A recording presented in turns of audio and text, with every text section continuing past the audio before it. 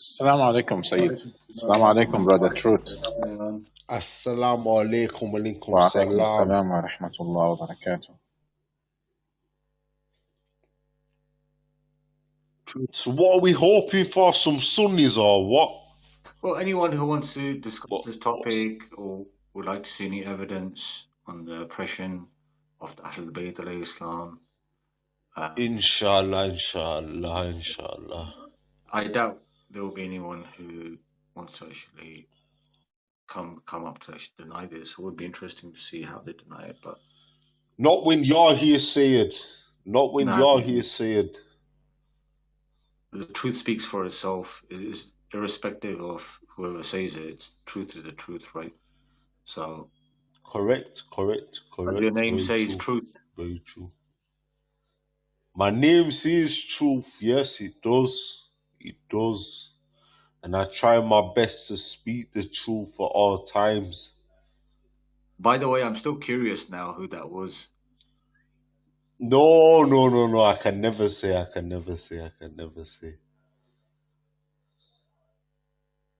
So there was a brother who I'm not going to mention names. I think you know him as well, and he would always WhatsApp me. He'd show me clips, and he'd say, "What do you think of this?" So I'd actually take my time out and respond back to like the clips, and he would never come back. He would never have a response back. And then what would happen? A couple of weeks later, he would actually pop up with a similar sort of question or a similar sort of video, and I said, "My brother, I've actually addressed these points. I took my time out to respond back. And you're going to get me to repeat the same thing. So, like, either you come to terms that these are the facts, but otherwise, if you don't want to do that, then obviously you've already made your mind up. So, irrespective of whatever I say to you, it's not going to make a difference, is it?" True.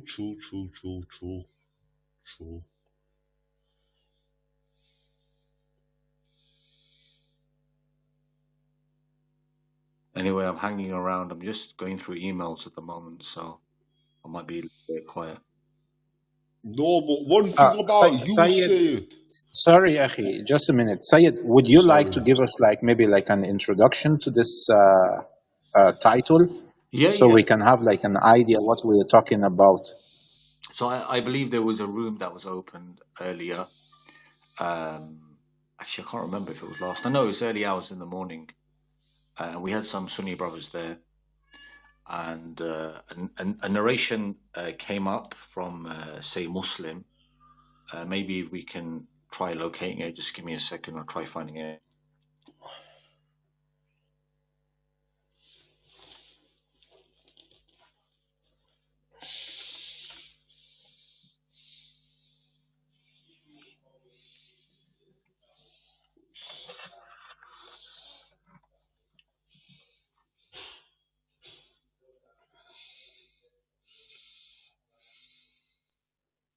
Yeah, I've managed to locate it. So the hadith under discussion, it's mentioned in, say, Muslim. Okay, I've just pinned it up for you, and it's a long tradition. It goes Malik ibn Aus, who said that Umar ibn Khattab sent for me, and I came to him. When the day had advanced, I found him in his house sitting on his bare bedstead, reclining on a leather pillow.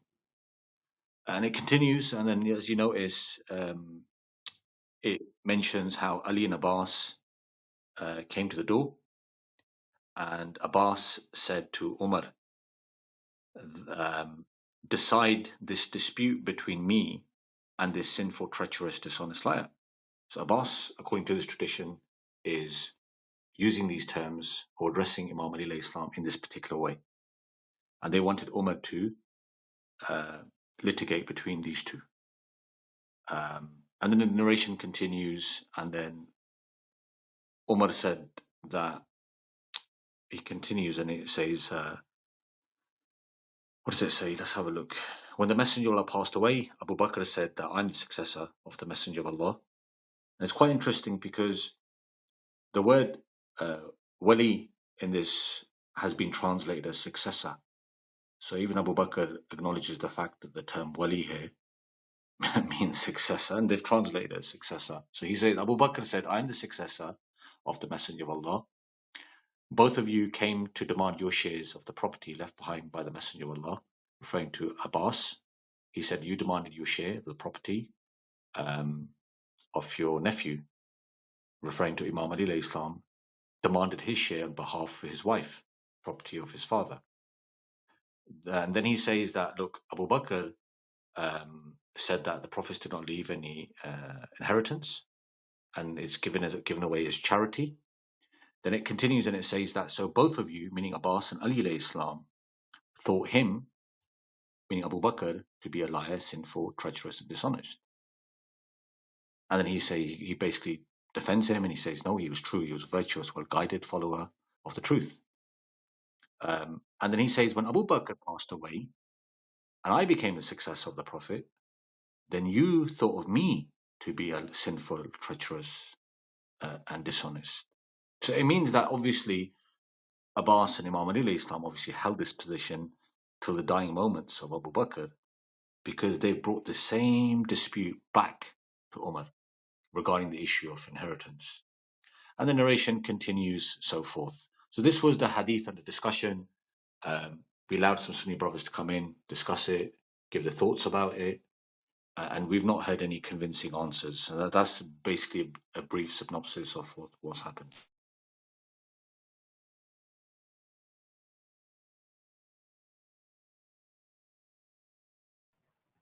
So, Sayyid, how does this hadith demonstrate that Imam Ali and Sayyida Fatima were oppressed? Yeah, some people might say, the two caliphs had misjudgment, or maybe, those are the ones that are even generous. They might tell you, they had some sort of faulty ijtihad, or it was a mistake, or it was a misunderstanding. Like our friend was mentioning earlier today, that maybe, the Prophet, he actually had, the hadith from the Prophet that, prophets don't leave inheritance, and what they leave is the knowledge, which is to be given as sadaqah. I don't know how that works, to give knowledge as sadaqah. So how does this hadith, demonstrate that they were actually oppressed? So obviously, when it comes to the right of inheritance, everyone is entitled for right of inheritance.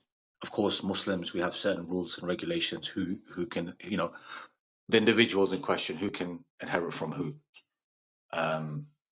Now, what's interesting is this statement of Abu Bakr, it only actually comes from him. Prior to this, no one was aware of this. It's amazing that Imam Ali Islam, who according to their own hadith in Sahih Bukhari, there's a narration that says that Imam Ali Islam was the best judge of Medina. And obviously, in order to be the best judge, you would have to have the necessary knowledge to make, certain judgments or decisions. So it's strange that Imam Ali Islam was not aware of this. The Prophet's own daughter, Sayyida Fatima, was not aware of this, that she was not going to inherit, being the daughter of the Prophet. But this issue is not even an issue of inheritance, because Fadak was something which was in the possession of the Ahlul Bayt during the lifetime of the Prophet, peace be upon him. So it's not even an issue of inheritance. Abu Bakr made it an issue of inheritance. And then based on that, Sayyida Fatima, the Prophet's daughter, responded accordingly. And that's why we look at the sermon of Fadak. She addresses all these points regarding inheritance. Now, the other problem is with Abu Bakr making the statement that prophets do not inherit. I personally find this problematic because it actually falsifies the claim that the Prophet, peace be upon him, is a true prophet of God. Because the Christians and the Jews, they can come to us and they can say, if you accept this, then according to our standards, the Prophet, peace be upon him, is not a true prophet. Because there's many examples in the Bible where prophets have left inheritance for their children, include prophets and non-prophets as well. So this whole claim about prophets do not leave an inheritance is strange. It's a strange statement from him. At the same time, what he says is everything that they have is given as charity, right? It's given as charity. So he does put a clause in there. He says that I will do as the Prophet, peace be upon him, did with it during his lifetime, right? And you too can take from this, as in you too, how you benefit during the lifetime of the Prophet, from this.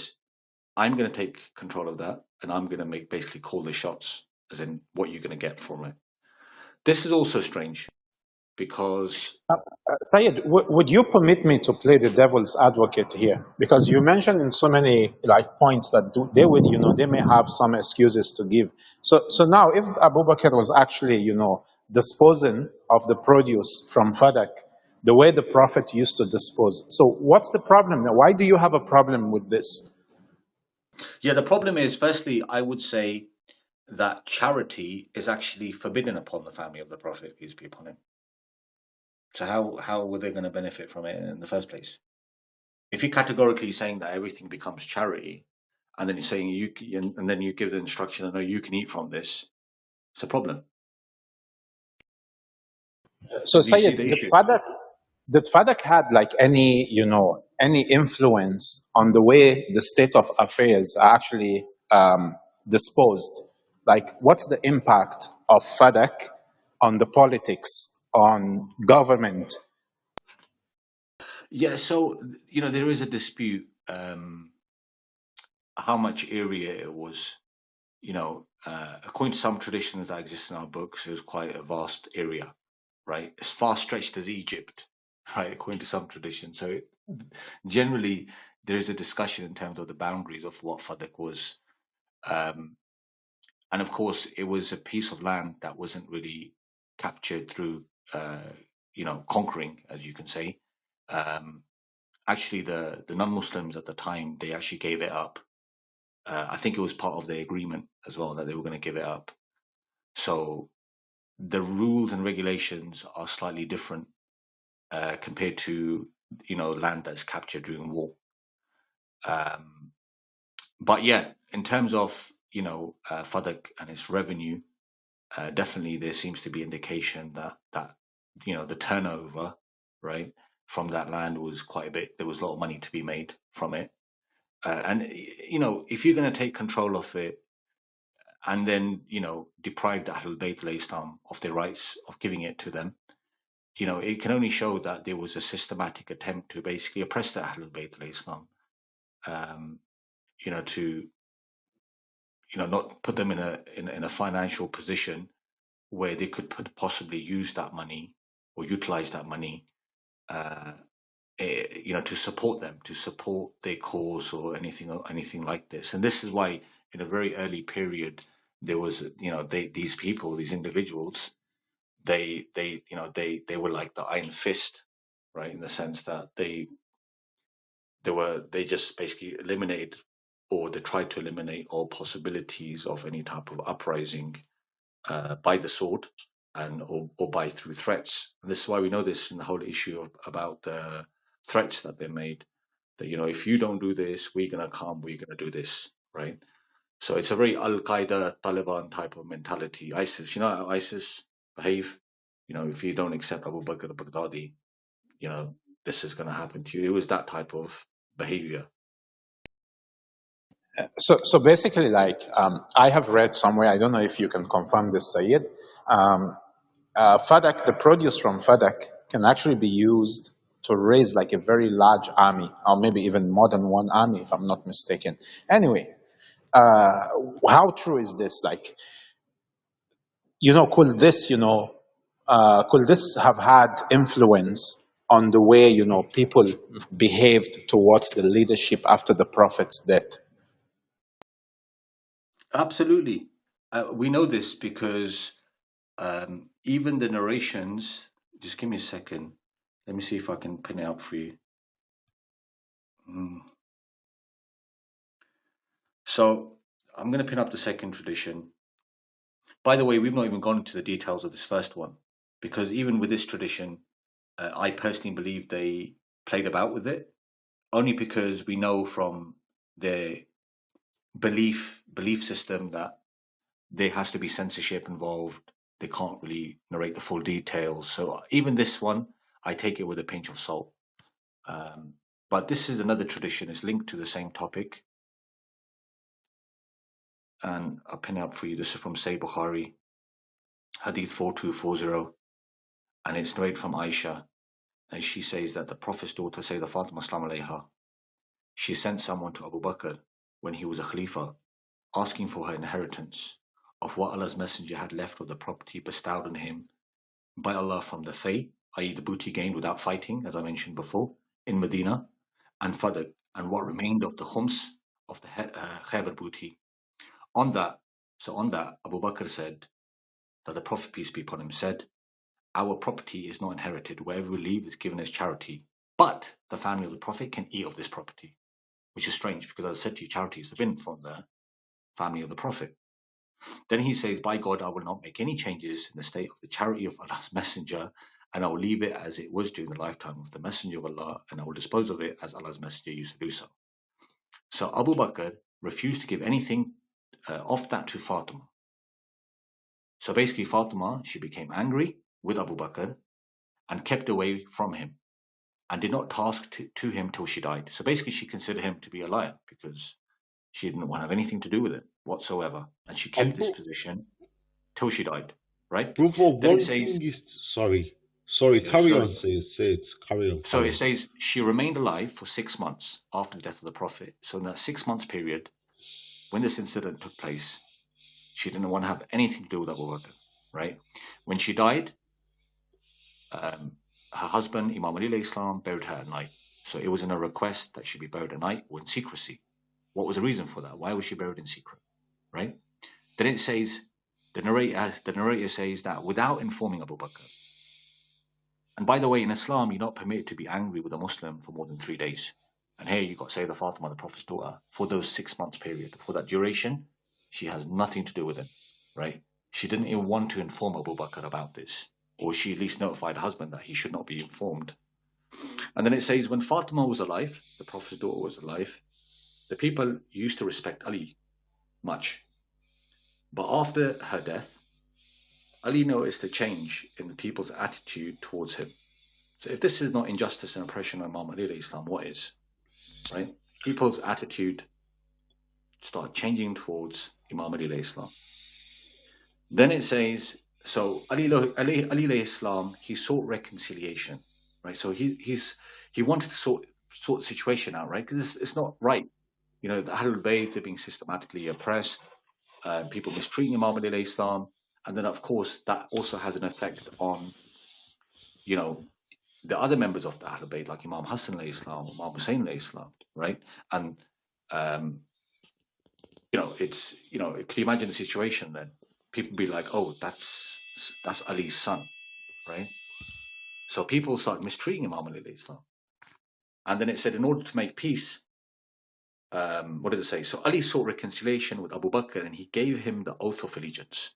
So under these circumstances, under the circumstance that people were socially boycotting Imam Ali Islam, Ahlul Bayt, under those circumstances, Imam Ali Islam, according to this report, he gave allegiance.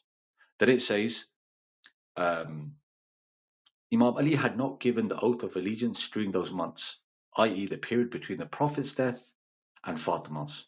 So for 6 months, Imam Ali Islam had nothing to do with the Pledge of Allegiance. Right?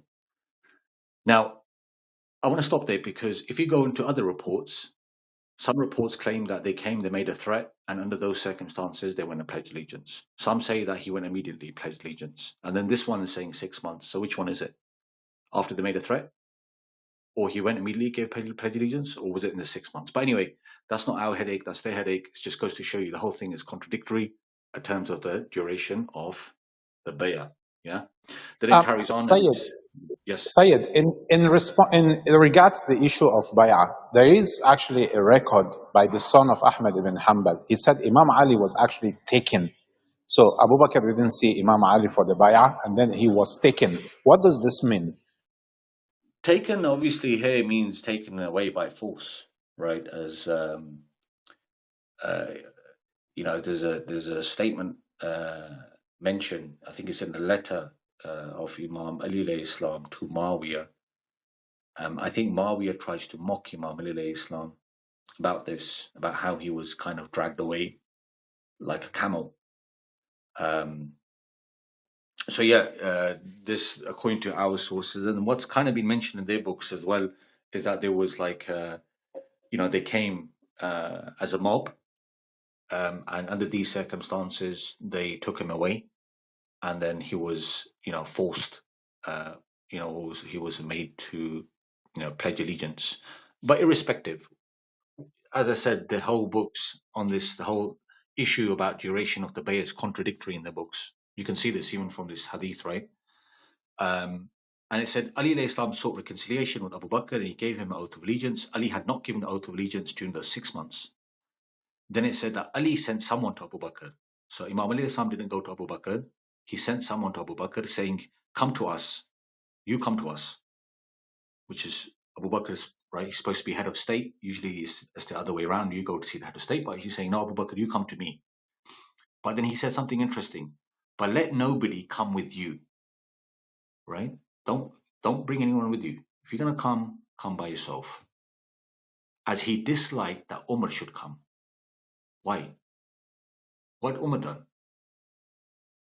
What had Umar done that Imam Ali Islam disliked Umar? Then Abu Bakr said, what do you think he will do to me? Again, what has Abu Bakr done that he thinks that Imam Ali Islam is going to do something to him? Then he said, by Allah, I will go to them. And then it continues and it says, so Abu Bakr entered upon them and Ali entered the tashhud, and then it continues on, and then all of a sudden, everything is, let bygones be bygones, right? No, you were right. Prophets do not leave inheritance. So literally, it goes on to say this. But then it's strange because this same incident later repeats during the Caliphate of Umar. So if this issue was already settled, why is it being brought to the attention of Umar? So even this entire detail of this event, I believe parts of it, but I think the other parts, there's definitely parts in it that have been manipulated and distorted by the authors. Brother, one thing you were saying is, you were saying something about, it says Imam Ali was the best of judges in Sunni books. Yes. Am I correct in saying that? Yes, I can show you that right now if you like. Well, if that's the case, yeah, and Sayyida Fatima went to Abu Bakr and asked for Fadak, surely she would have seeked advice from her husband before doing this. And Absolutely. we as Shias believe that Imam Ali, his every word was from Allah subhanahu wa ta'ala.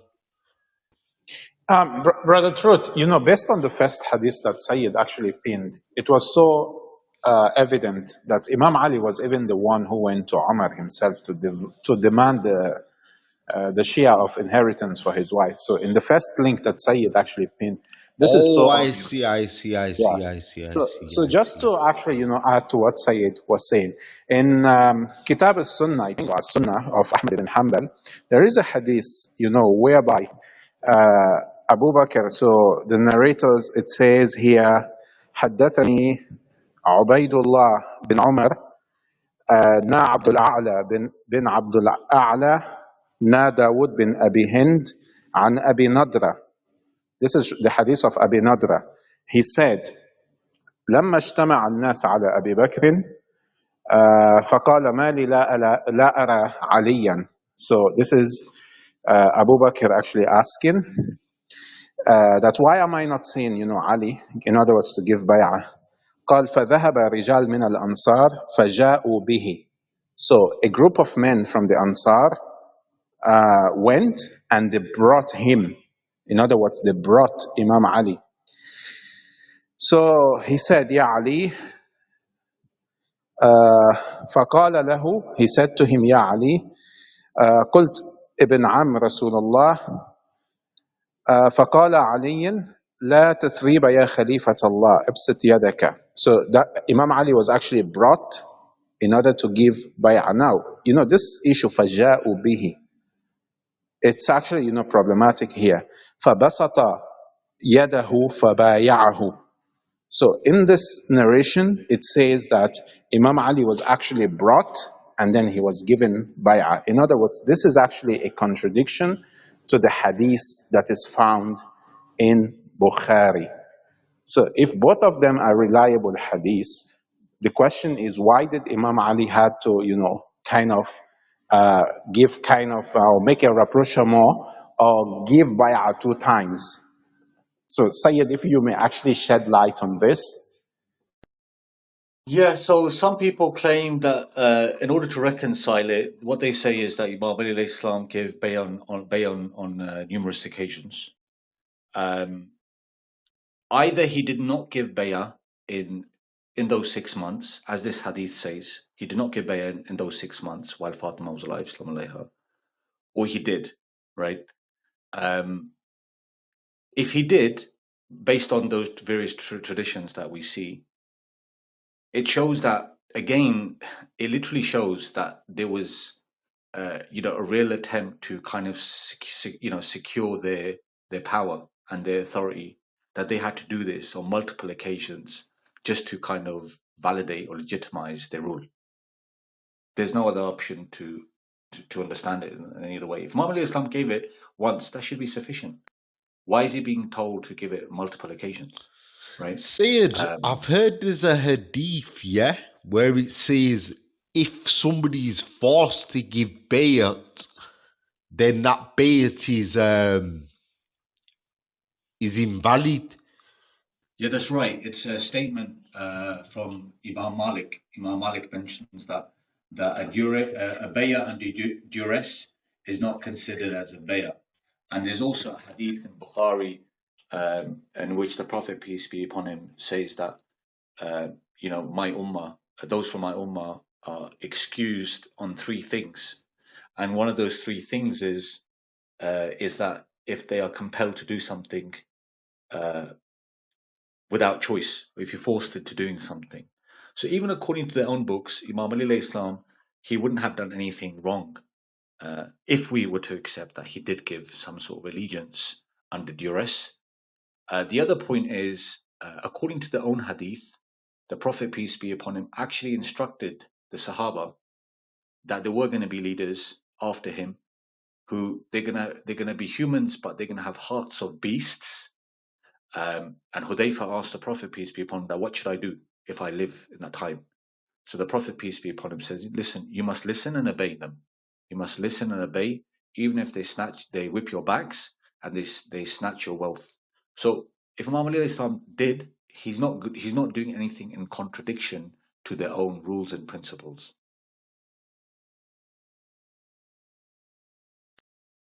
In fact, he's doing something very noble, because to have to go through the oppression of actually bowing down to people who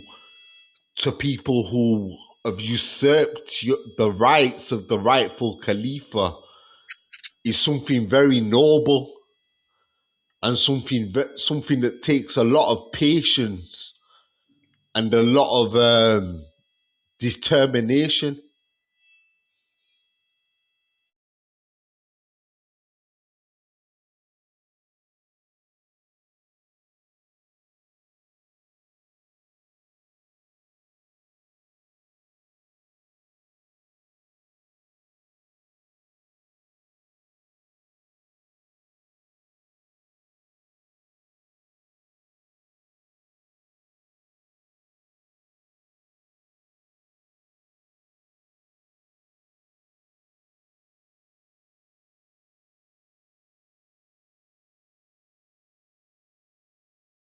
I don't know what your thoughts are on that. I'm just saying. Sayyid, I think I made a mistake earlier on. I mentioned that the Kitab al-Sunnah is of Ahmad ibn Hanbal. It's actually of the son of Ahmad ibn Yes, Hanbal. his son. Yeah. It's Abdullah ibn Ahmad ibn Hanbal. So if we try to put the puzzle together to fix the puzzle, like in this hadith in Bukhari, you have, for example, Umar himself.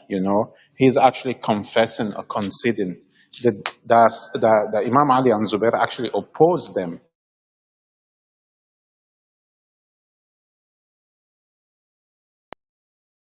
You cut off, brother. You cut off a bit.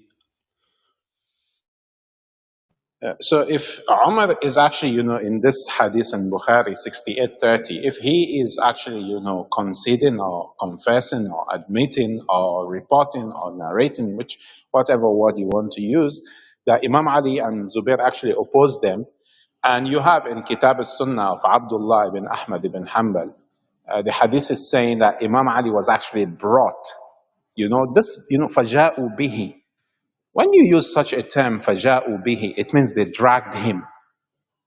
So, what the report we are having, also like, for example, in Kitab Sulaim and in other sources in our Shia books, this actually, substantiates our claim that Imam Ali was actually forced to give bay'ah, especially relating to the attack on the house of Sayyida Fatima alayhi salam. Absolutely, and there's many instances as well. So what they try to do is they try to appeal to emotion, and they'll say to you, "Oh yes, but Imam Ali alayhi Islam, he was the one who lifted the doors of Heber, right? How can you allow something like this to happen, right?" So it's strange because if they apply these same sort of rules and regulations that they've kind of appeal to emotions, then what about the case of Ibrahim alayhi salam? Because the case of Ibrahim, as we know, his wife. Um, uh, the tyrant of the time, I think it was Namrud, he took a liking for his wife, right? And what did Ibrahim alayhi Islam do? He denied that it was his wife and said it was his sister. And Ibn Hajar Asqalani actually mentions something quite interesting. Ibn Hajar says that that it wouldn't, Ibrahim, Nabi Ibrahim alayhi Islam, surely he would have known that this man was going to rape his wife, right? But despite that, he didn't do anything. He didn't defend his wife. Rather, his wife was sent away, right?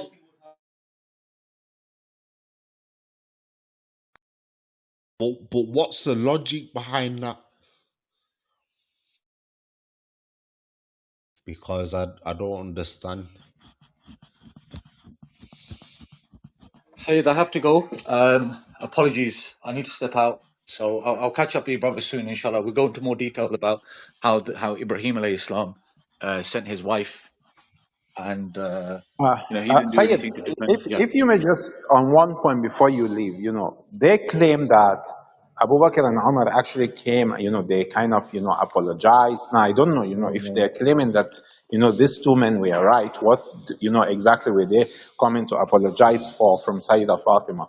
So, yeah. can you just give us like a little insight on this claim and reference for this and why this doesn't actually hold water? Because they're claiming that they came, they tried to make peace, and then she smiled, and then she was Yes. happy. Of course, it contradicts the hadith in Bukhari that she died angry. So how would you respond to this claim?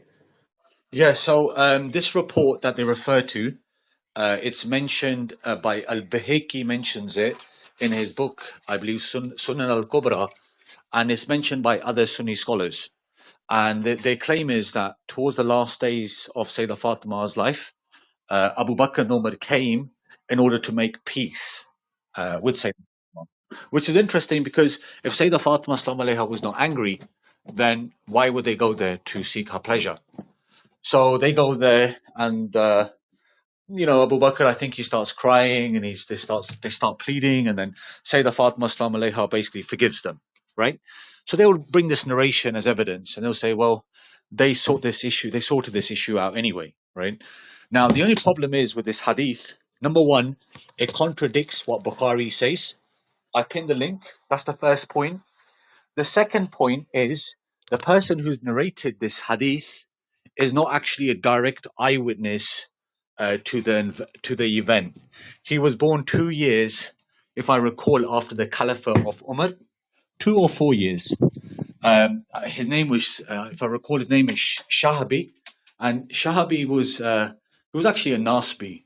He was actually an enemy of Imam Ali alayhi Islam, and we can demonstrate it from their book. So it's no surprise that someone like Shahabi was gonna and fabricate and come up with these type of narrations in order to cover up the crimes of those people who oppressed the Ahlul Bayt of Islam. So, but we can go into more detail about this hadith That's not an issue. We can go over Could that I later ask? on, inshallah. Could I ask one more question, Sayyid, before you go? Yes, bro, go. You know when Abu Bakr was on his deathbed, wasn't one of the regrets that he had that he didn't give Fada to Fatima salam alayha? Or is that false? No, so he did have few regrets on his deathbed. One of them that he shouldn't have burnt someone called I think his name was Abu Fuja al-Sulaimi. He burnt him. So this was one of his regrets. The other regret was Okay. that he did not uncover the house of Sayyida Fatima sallallahu alaihi wasallam. So yes, but the entire issue is, as I've always stressed, you don't find the complete details of the attack on the house of Sayyida Fatima from their books. It's part and Yeah, parcel of yeah, their yeah, belief to distort, hide, fold these things away, not to bring it yeah, to general yeah, public, yeah, not to yeah, accept these things from the get go, right? If you're going to have yeah, this yeah, approach, you're not going to really learn what actually happened. So that's why the hadith are very scattered about the details of the attack on the house of Sayyida Fatima. Like you have the narration Musannaf that talks about Abu Bakr sending Umar and Umar going there and he makes a threat. And then you've got other reports as well that talks about the clash, the breaking of the sword. Some hadith say Zubair's sword was broken. Because as Sayyid mentioned, there's a narration that talks about the Ahlul Bayt opposing Abu Bakr. It's in Bukhari as well. The Ahlul Bayt, they gathered okay. in the house of Fatima. So Yeah, yeah, yeah, yeah, yeah, yeah. so there's all these type of reports that talk about something happening, and then of course you've got the direct admission of Abu Bakr as well. That's something, right? Direct admission from Abu Bakr himself, right? That what he did, but it doesn't give us the details. All we know is that he's regretting something. He regrets uncovering a house, but he doesn't explain what. Now, the thing is, we can try to play games and we can say, well, the thing is, the Shia narrative is weak because, these reports only go back to one book, which is the Book of Salam, which is an outright lie because we don't need to solely rely on the Book of Salam ibn Qas to prove the attack on the house of Sayyida Fatima.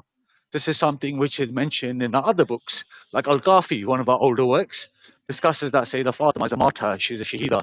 So, and then we've got other reports as well from other various sources that establish this. But more importantly, even if we were to disregard the Book of Salam and blame Aban ibn Abi Yash for fabricating these reports, did Aban ibn Abi Yash fabricate Abu Bakr's confession?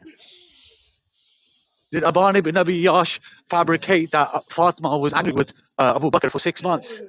Did Aban ibn Abi Yash say that, Yeah, yeah, yeah, say that Fatima requested that she be buried at night and Abu Bakr not be informed about it? Did yeah, Aban ibn Abi yeah, Yash say that Zubair is the one whose sword was broken and so forth? These things are just yeah, yeah. justifications that they try to make. These are just really poor attempts. Bro, it's breadcrumbs leading to. There's too many evidences.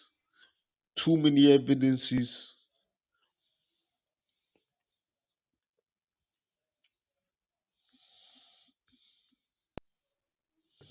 I think Sayyid has left. Zen, salam alaikum.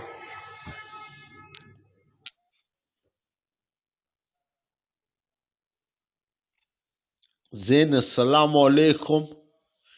He may not be there. Okay, inshallah. I don't know if anyone would like to come up. Otherwise, if there's no Brother Truth, if you want to continue speaking on the subject.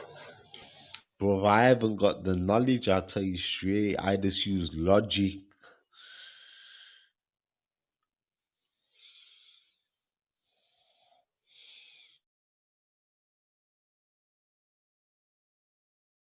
But you really have like very great points based on certain narrations. I think you really made very good points. Thank you very much, brother.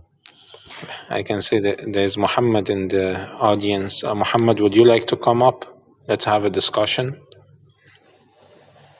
Muhammad Shia, brother. Oh, Muhammad is Shia. Oh, okay. Muhammad Shia. But bring him up. He's got knowledge. I'm trying to invite him actually. Oh, Sayyid is back. Welcome back, Sayyid. Yeah, sorry, Sayyid. I just had to go for a little while. My battery is a bit low, so inshallah, if it cuts out, then you know why. Sayyid, you should get a power bank, Sayyid. You should get a power bank. I know. I think I need more than a power bank. Maybe I need like one of a nuclear plant or something. A nuclear plant. No, actually, Sayyid, I got a power bank. It's actually lasts for 2 days. Wow. Yeah. And it's just $30, by the way. It's not really much, relatively. Actually, that's still Stanley by Antigua. That's actually still quite expensive. Because I think down here in the UK, power banks you could pick up for maybe 10, 15 pounds, maybe. Yeah, well, the shipping and also maybe the difference between the dollar and the pounds. So possibly the factors that contribute to the higher price over here. But then again, you pay for what you get, don't you? So maybe it's like a top end one.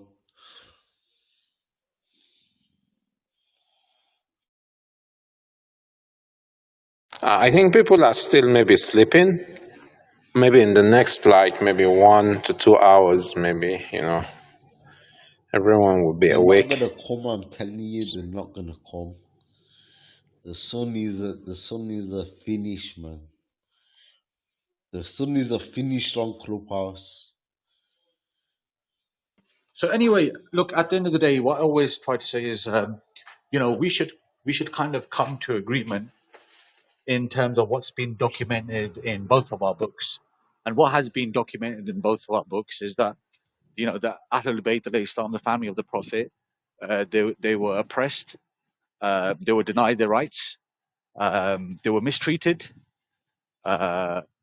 Even Karbala, if you think about it, Karbala was a result of the bad decisions that had been made prior to that. And you could say to some extent that the Saqifa system is essentially is what clashed in Karbala. It was, essentially a clash of concepts of leadership. Those who were selected or eventually chosen by the people of Saqifa, and then obviously the true inheritors of that legacy being the family of the Prophet, Imam Hussein alayhi Islam.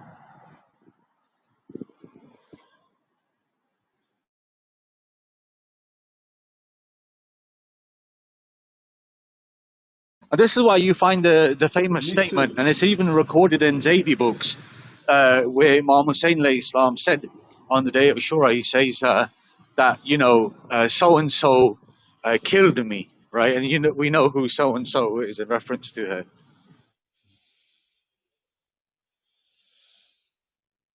Listen, if it wasn't for Yazid, yeah, a lot of oppression that happens in this world today would not be happening.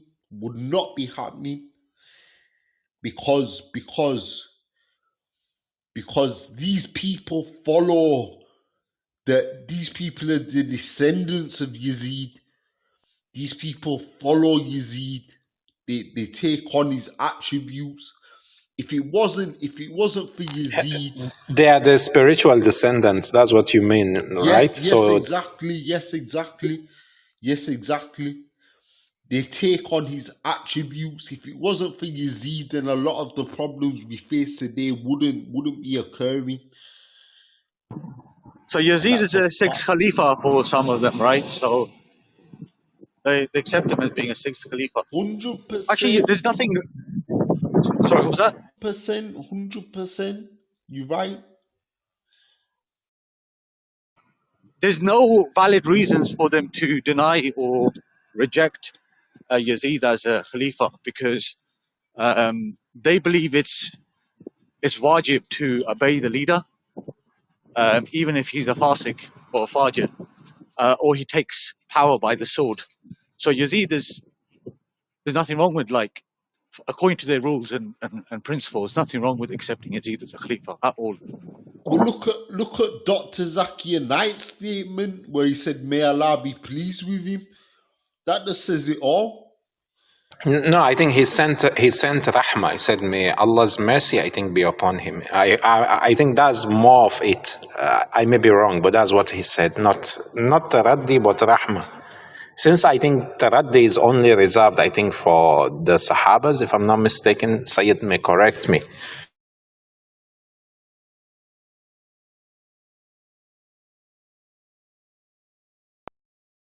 No, so with the taraddi, I don't think they entirely restrict it to the Sahaba. But yeah, he did say Allah have mercy on him or something along them lines. He did say something like this. You're absolutely right.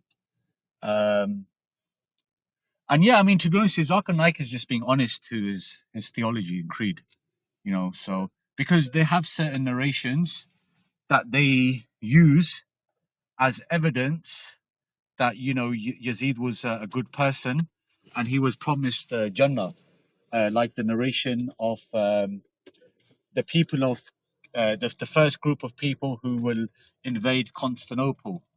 There's actually a lecture on this by Yasser Ghazi, where he, hints that basically based on this particular narration, Yazid is going to be from the people of paradise, or he will be from amongst them. So yeah, Yazid himself is a definitely interesting character. I do respect those Sunnis who do takfir on Yazid and curse him. But this is not a unanimous opinion that's held by all Sunnis. Not all Sunnis believe that Yazid was a tyrant. Listen, whenever you mention Imam Hussein and Yazid, it's always Allahu Alam, Allahu Alam. Allah knows best. Allah knows best. The fact of the matter is, Yazid, Bro, can you sent an army. Bro, do you remember a few years ago there was a procession in Luton? Do you remember what these extremists were shouting about Yazid?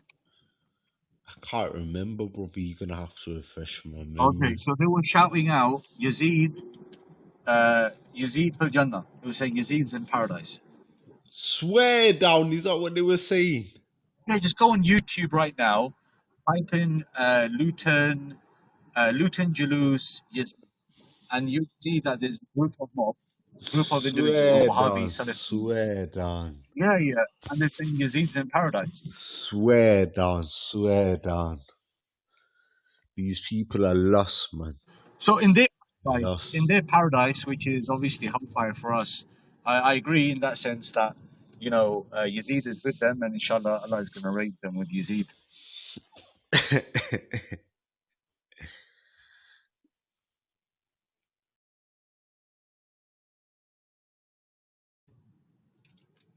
And by the way, this is why they also try to downplay the idea of murder. They will say, yeah, murder is a sin, but it's not major kufr. It's not a kufr that takes you out of Islam. So, okay, Yazid, even if he was responsible, then let's just say that he committed a major sin. But it's not one to do takfir on him.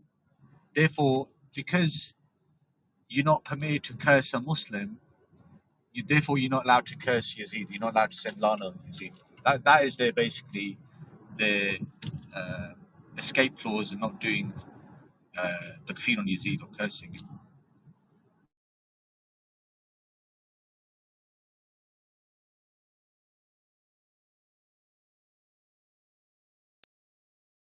And yet still they claim to love the grandson of the Prophet. Yet still they say we love the grandson of the Prophet, we're his followers. Astaghfirullah.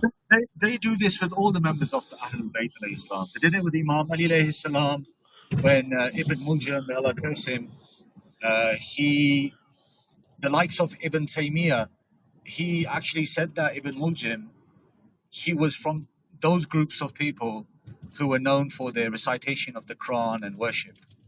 So he actually pretty much says that Ibn Muljim was from amongst the most righteous people for their worship. And so does it surprise you they'll do the same thing for the killer of Imam Hussein alayhi salam? And they will also try to look for a similar sort of justification for Imam Hassan alayhi salam, and how he was poisoned, and as we know who was behind that. So, you know, at the end of the day, the murderers of the Ahlul Bayt alayhi salam, those who oppressed them, they're all radiyallahu anhu, and all those people who the Ahlul Bayt alayhi salam fought against, stood up against, they also radiyallahu anhu for them as well.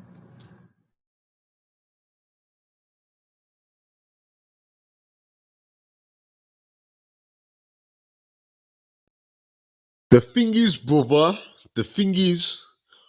all the oppression that the Ahlul Bayt went through, every single thing that happened to every single one of them is going to be 10 million times worse in the hellfire for the people who follow the people who did oppress them. Is going the oppression that they faced is going to be multiplied so much more in the hellfire for them. They're going to feel the pain so much more. Brother Truth. Is that a question or is that based on evidence? Now, I'm not saying, if you follow evil people, you will not be punished. But I think, we are not playing God here, So we are not sending anybody to Jahannam. It's Allah that will send people to Jahannam. So I will just caution you. No, you don't have to caution me, brother, because at the end of the day, those who follow the people who oppress the Ahlul Bayt, oppress them, and are the cause of their oppression. I'm not saying every Sunni is an oppressor of the Ahlul Bayt. I'm saying those who cause their oppression and oppress them will feel it 10 million times more in the hellfire. That's just logic, brother. That's just logic. No, Akhi, listen to me. There is nothing like logic in this issue. You're talking about a judgment here, and Allah is the judge. Let's refrain. I'm not saying if you follow people who oppress the Ahlul Bayt and you're pleased with them, Allah will not punish you. I'm not saying this. I believe in this. Saying is the people and this who is no, oppress Akhi, just calm down a bit, please.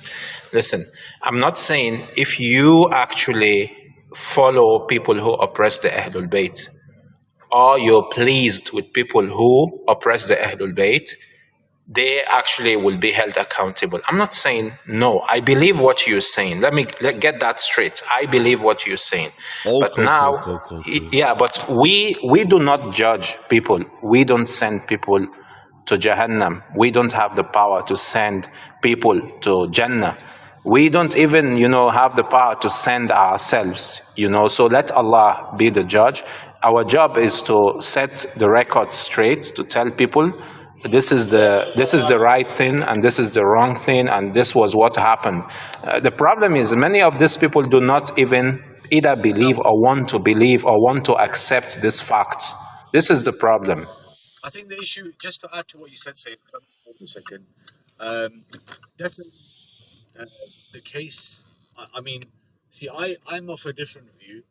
I hold the opinion that I believe that they're scholars. I do not count them amongst the laymen, so I do believe there's accountability for them, major accountability. As for the layman who doesn't know much, their situation is a bit different because they don't know. They just simply don't know. And the Imams of the Ahlul Bayt of Islam also have mentioned this, that that amongst the laymen they'll be treated differently. But of course, if somebody has been given all the evidences and the evidence is presented to them and they accept it, deep down they know that this is the case, but they still are bent on following their misguidance, then definitely there's going to be severe consequences to those individuals as well.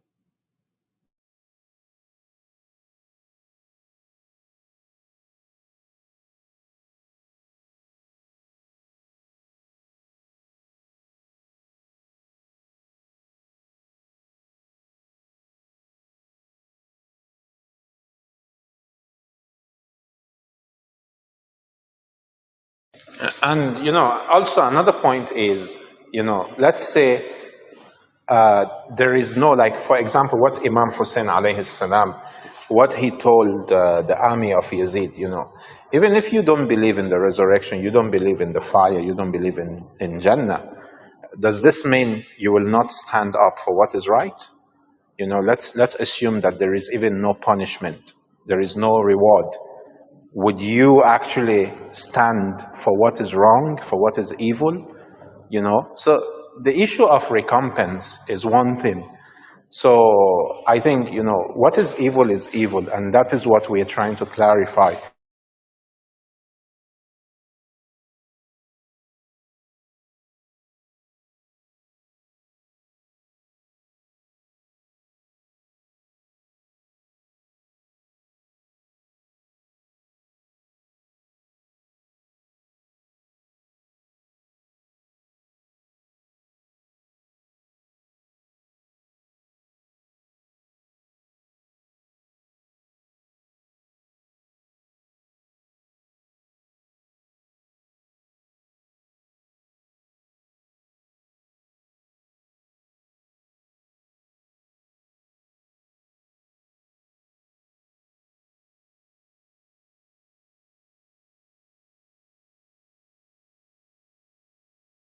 Brother, the thing is, I'm not even speaking about the scholars or the laymen. I'm speaking about those who actually oppress the Ahlul Bayt, those who cause them pain and suffering, those who ripped Sakina's earrings out of her ears, those who placed the head of Imam Hussein in on Sakina's lap. These people, the punishment will be their pain, will be the Ahlul Bayt's pain 10 million times over. And I can say that guaranteed.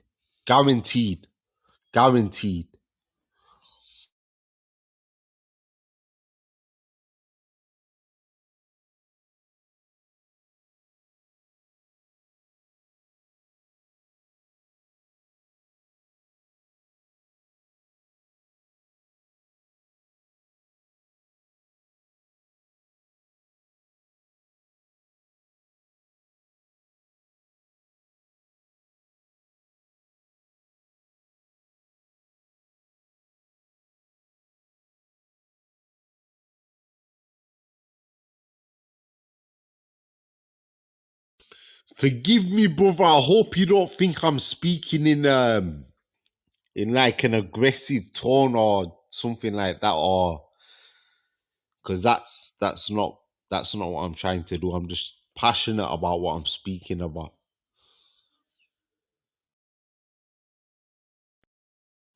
No, okay, I understand your passion, no problem. I'm just, trying to set, things straight. Oh, he's gone. Sorry about that. No problem. Sayyid Ali is here. Assalamu alaikum, Sayyid. وعليكم السلام ورحمة الله وبركاته. حبيبي سيدنا, inshallah doing well. Firstly, I'm not a Sayyid, by the way. Assalamu alaikum. Habibi, how are you? Very good. Alhamdulillah. Always. We've already had a 3-hour debate today, huh? It was already completed. Yeah, Sayyid, can you give us maybe, like, Sayyid Ali, earlier on was giving us like some insights and hadith. Can you give us like maybe some insight on the topic of this room? Because in the other room, the previous room with the same title, we focused on a specific individual's views. We didn't have the opportunity to listen to what you had to say on the topic. Ali Sayyid, I'll be honest with you and Sayyid Ali, I don't really intervene with Naqli discussions, to be honest with you. So I just had to do some khidmah there. But yeah, Habibi. No, not necessarily going into the hadith, just to give us maybe some, refreshing views that can maybe enlighten us further. In regards to, okay, so usually the contentious arguments that I usually give the Sunnis is that in the end, who was the Khalifa or the Imam of the time for Abu Bakr, for example, or Umar? So in the end, that Amir al-Mu'mineen was the Hujjah for Fatima al-Zahra, but Umar, of course, died angry at Abu Bakr. So who was the Imam of his time? Because for him to negate that, that means you're negating Rasulullah. So you meant Sayyida Fatima died angry with him, right? Because yes, I think you made correct. mistake. Yeah. So we usually say who was like, for example, the Hujjah or the Imam of Fatima alayhi salam's time, which was Amir al-Mu'mineen. So she can't be, angry at the same time, yet he's the Caliph of Fatima al-Zahra in regards to Abu Bakr. So that's another contentious argument that one would probably point out. Are you saying like if somebody is angry with the Imam, with his Imam of the time, it's a problem? Like, can you shed light on that? Yeah, sure. So for instance, we ask, let's say Abu Bakr, right? He was supposedly to be Caliph. We say, who was the Imam of the time for Fatima al-Zahra? Was it Abu Bakr? But the hadith says she died angry at Abu Bakr. So she cannot be, for example, or he cannot rather be the Imam of her time. So that's another usually argument of Sean very confused in regards to respond to the Naqli proof as well as the Aqli proof when it comes to that. So in other words, you're relating it to the hadith. I think there's a hadith. It's also in Ibn Hibban. It's in Sahih Ibn Hibban, and there's a version of it in Bukhari. That if someone dies without knowing the Imam of his or her time, the person has died the death of Jahiliyyah. So in other words, this is Sayyida Fatima. She is actually dying and she's angry. In other words, she's not recognizing. And other version says, if you don't have bay'ah on your neck to your Imam of the time and you die the death of Jahiliyyah. So absolutely. In other words, this is Sayyida. So it has serious. That's usually the. That's very clear. So the implications are very, very serious. Yeah, of course, and we differentiate between ilm and ma'rifah. So man mata wa lam ya'rif here is not wa lam ya'lam, because ilm, of course, he knows who Fatima al-Zahra is. But if you don't have the ma'rifah of Fatima al-Zahra, Sayyid Nisa al-Alameen, it means you've already negated what? The imamah. So if she died angry at Abu Bakr, and she has to know who the Imam of her time is. So you cannot argue that Abu Bakr, for example, was the Imam of her time. So in other words, you cannot even do takfir on her, because of course it's like as if you're doing takfir on the Prophet. Thus, Fatima al-Zahra, her Imam of the time was Amir al-Mu'mineen alayhi salam.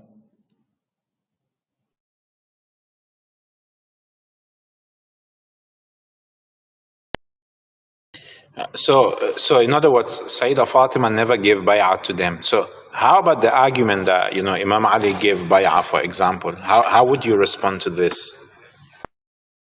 Sorry, can you repeat the question, Sayyid? Sorry. So you're saying basically what you're saying here, Sayyida Fatima never recognized the first caliph and she never gave bay'ah to him. So in other words, it's either there's an implication based on the hadith we earlier mentioned, or it means she doesn't really recognize him to be the legitimate God-chosen or God-approved or righteous caliph of her time. So now, based on this, we can say Sayyida Fatima did not give bay'ah. But they can, for example, ask you, did Imam Ali give bay'ah? So how would you respond to this? Did he give bay'ah? Does this mean that there was actually a different approach by Imam Ali? Hello, that's a very nice question. Usually, okay, even if you were to argue that he gave bay'ah, there's a difference between bay'ah through submission, through, of course, internally, and the bay'ah through externally. Through the awam, for you to give bay'ah is for you to, for example, let's say, save the ummah. But did Amir al-Mu'minin not even become a caliph? Of course he was a caliph. He was already an imam for Salman, Abu Dhar, Maghdad, Ammar. He already had companions for his imamah, regardless. So even if he were to give, let's say, bay'ah for Abu Bakr and Umar, we've got different narrations whereby it alludes that there was this sort of animosity, there was this sort of hate. They were, for example, envious of him, from that regard. And in the end, even if he were, let's say, for example, we go with that hadith, he just done it, for example, externally for the sake of the ummah. So what of the compulsion factor here? Was there any compulsion? Yeah, and if there's a compulsion when it comes to khilafah, that's not khilafah. There's no allegiance when it comes to that, because straight away it gets rejected. So, for example, if I come and compel you to take, to vote for me to become, let's say, caliph, that khilafah is called by ghasab. And ghasab, of course, gets already declined straight away. So it doesn't work.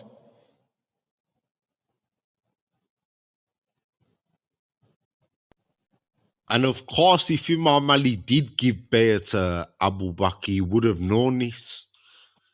Exactly. By the way, this hypothetical example that we're trying to give a paradigm of if that was possible. But the possibility when it comes to that, it would even negate it, يعني عقليا and through naql, because in the end, for you to be subservient towards the Imam of your time, you would really need to give it all. And we can see through Sunni and Shia narrations that there was this animosity, and they weren't best friends as some, for example, Salafis want to portray as.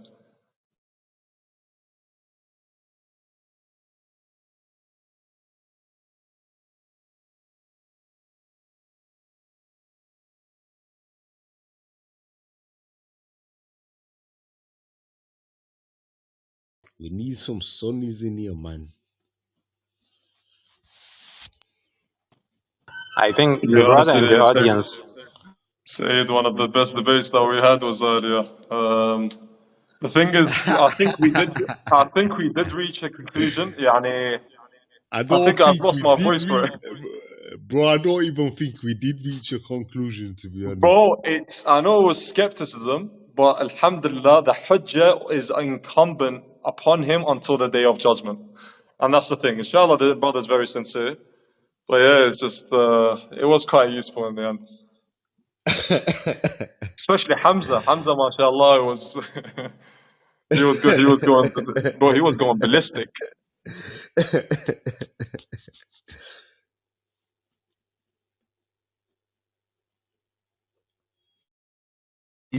Invite Muhammad up, please, just in case he's got something to say, because he's quite knowledgeable.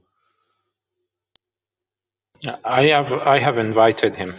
I've invited him. Sayyid, remember, when you're talking with skeptics, as we discussed in the earlier debate, always tackle their epistemology and simultaneously their methodology. Because if their epistemology is flawed, their outcome's always going to be flawed. And that's the thing. Once I tackled him with that, he brought the Quranist approach. He brought the Shiite approach, and saying, for example, you can't really take from fallibles. But your whole tafsir of Sheikh, for example, taken from Sheikh al-Tusi, that's a fallible person as well. You're basing your whole creed upon him, and you still negate, for example, the narrations that is being maintained. And a lot of, mashallah, and I noticed that the audience actually even saw this, is that a lot of his beliefs contradict what Sheikh, Tusi, for example, mentioned or alludes to. So it's a different type of Shiism from that aspect. Brother, it's alien. It's alien Shiism. I'm sorry to have to say that, but it is. Khair, inshallah. By the way, I just, with the brother, yani, I always hope that inshallah he does have an open heart to see the whole discussion and to reflect upon what we've just said. No, And but I've the got thing no is, animosity or brother, insults towards him. no, brother, I haven't, but at the same time, some people, you just know whether they're gonna change or whether they're just gonna stick to the ways. And he seemed to me like he was just stuck in his own ways.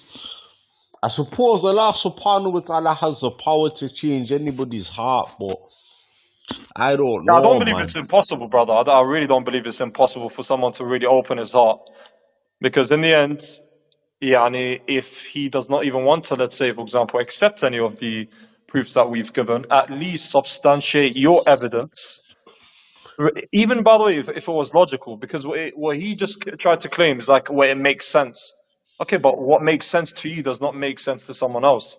So, in other words, Exactly, his exactly. whole premise would be, I wouldn't really say delusional, but in the end, it's going to become incumbent upon him because he claims that it was ijtihad. It's my ijtihad. Because, Brother, of course, scholars do ijtihad, I could do ijtihad as well. brother, the thing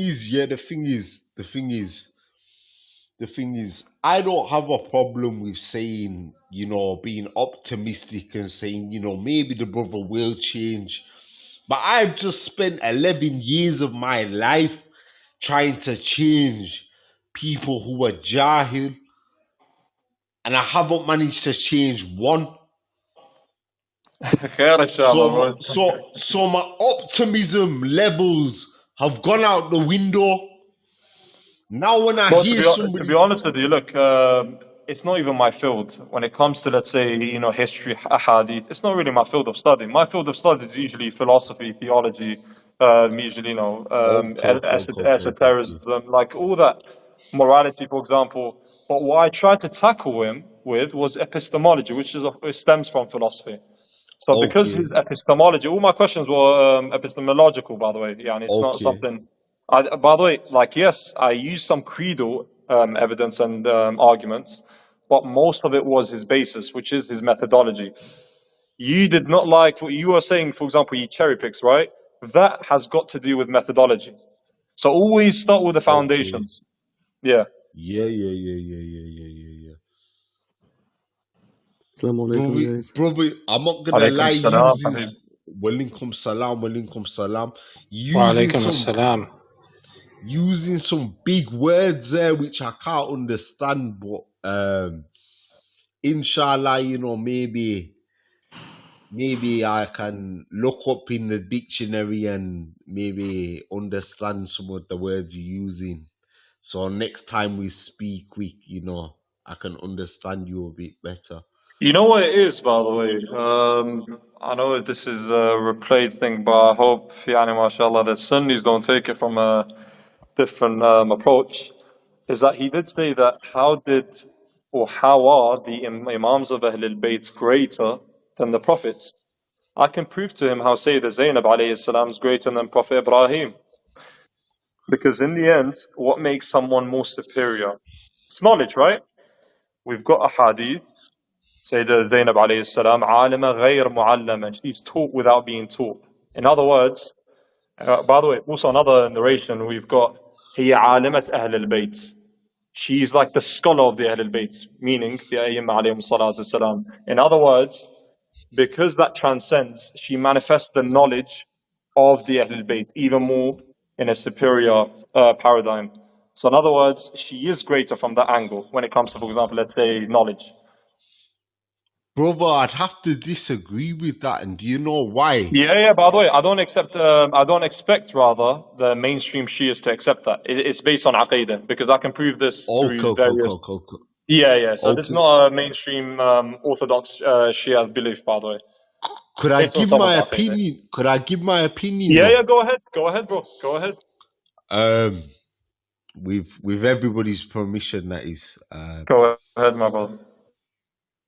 Basically, what I'd say is strength is a better quality than knowledge, because without strength, the Prophet Muhammad, peace be upon him, wouldn't have been able to have gone out and actually preach the message of Islam.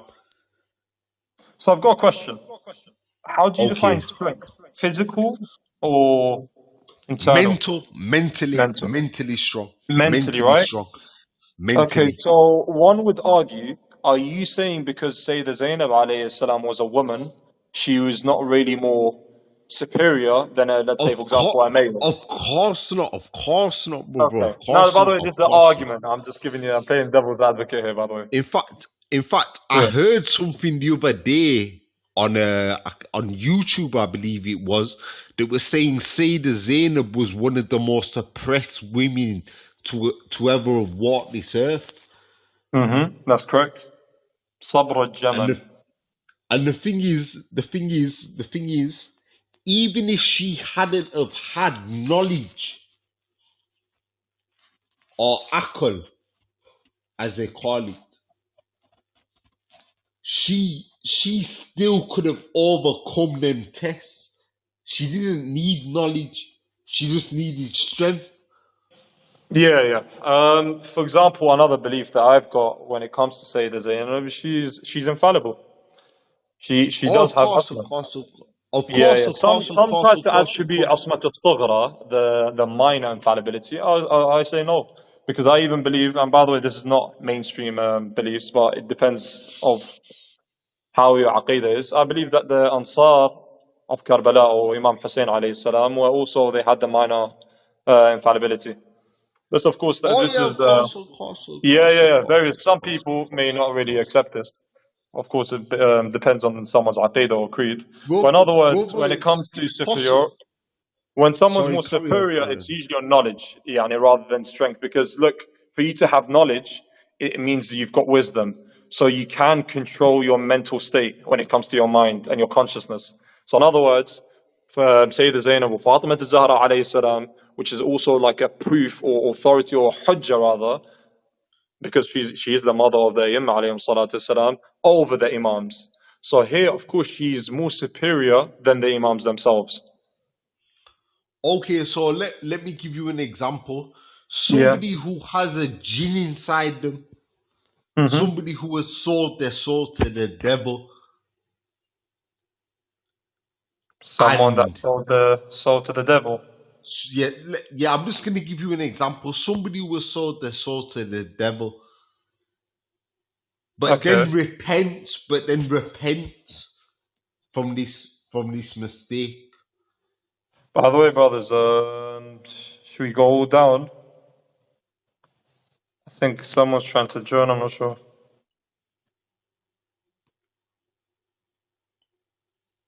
Let's still go down. Shall I continue or okay?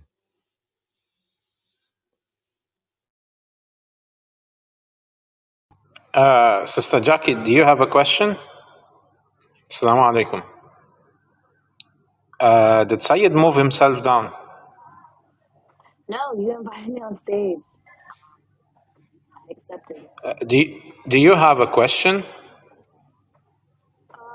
Not at this time. I was just listening, reading the room. Sorry, Sayyid, I've just made everyone go down. I don't know. Sorry, Truth. Yeah, so as you were saying, sorry, what was your question? So what I was saying was Mm-hmm. somebody who has sold their soul to the devil, somebody who has a jinn inside them, Yeah. their akal has gone.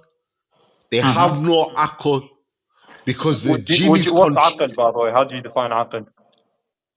I define akal by intellect, Mm-hmm. intellect, the means to be able to do something righteous, the means to be able to do good.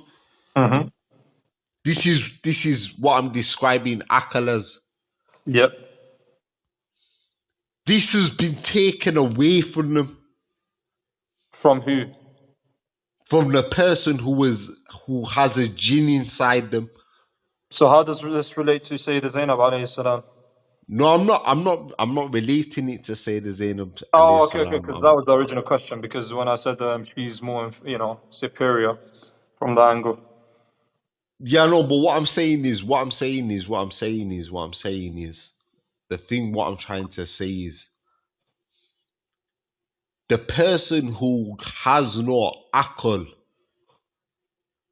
yet still fights to do good, even though every single atom of their body is telling them to do wrong, yet overcomes that and fights the nafs. Because you got to remember, the jihad of the nafs is the greatest jihad. It's the nafs. Yep. Is the greatest jihad. That takes strength, not intellect. And this is the greatest test for any human being. I would disagree here. I would disagree because you need your intellect to dictate your moral actions or your nafs, because your intellect tells you how to feel. Because remember, remove the intellect, what are you left with? Emotions, yourself, your ruh.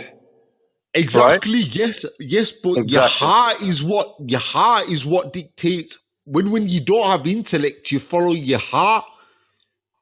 But your heart could be following something blindly. It's called blind following. No, because, for example, I can say no. right now, I follow the Ahlul Bayt alayhim salatu salam blindly, subserviently. Okay. So I've got a jinn in my mind telling me to kill somebody. Okay, so you're mentally. I would say you're mentally ill here. Yes. But my heart is telling me that's the wrong thing to do. Do you mean your intuition? You could call it intuition. Would you say that's a better word? I would say intuition, yeah, because intuition and your aql is, they're both universal towards you. Of course, they're subjective, but they have some universal truths. So, for example, my intuition would tell me that there is a higher being, right?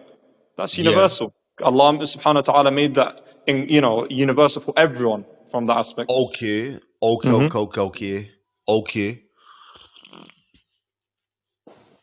Okay, so your intuition is telling you that's the wrong thing to do. It then takes strength in order to carry out that action, to move away from that action. Where does strength determine? Where does it manifest from? Strength manifests from the heart. And where does the heart manifest from? The soul. Where does the soul manifest from? Allah subhanahu wa ta'ala. You've missed something. The intellect. Go on. We also have something called the first intellect, etc. Oh, it's interesting because I posted something on Facebook about this. There's of course. I think I would also continue, by the way, with you on this one, but I know the title of the discussion is quite different. Yes. Otherwise, I would have loved to have this discussion with you. Yes. Inshallah, another time maybe. Inshallah, my brother. Inshallah. Habibi Sayyidna. Inshallah.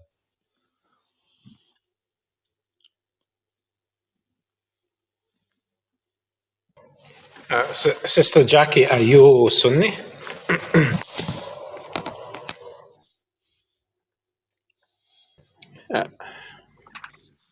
I'm Sunni. So were you Christian before becoming Sunni? No, I didn't have a religion before I was Sorry, I can't hear you. Your voice is very low. Can you hear me now? Yeah. No. So were you born a Muslim? Yes, I was. Alhamdulillah.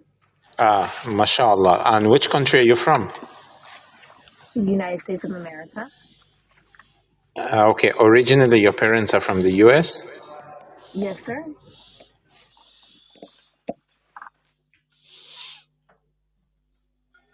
Why does that sound odd or something?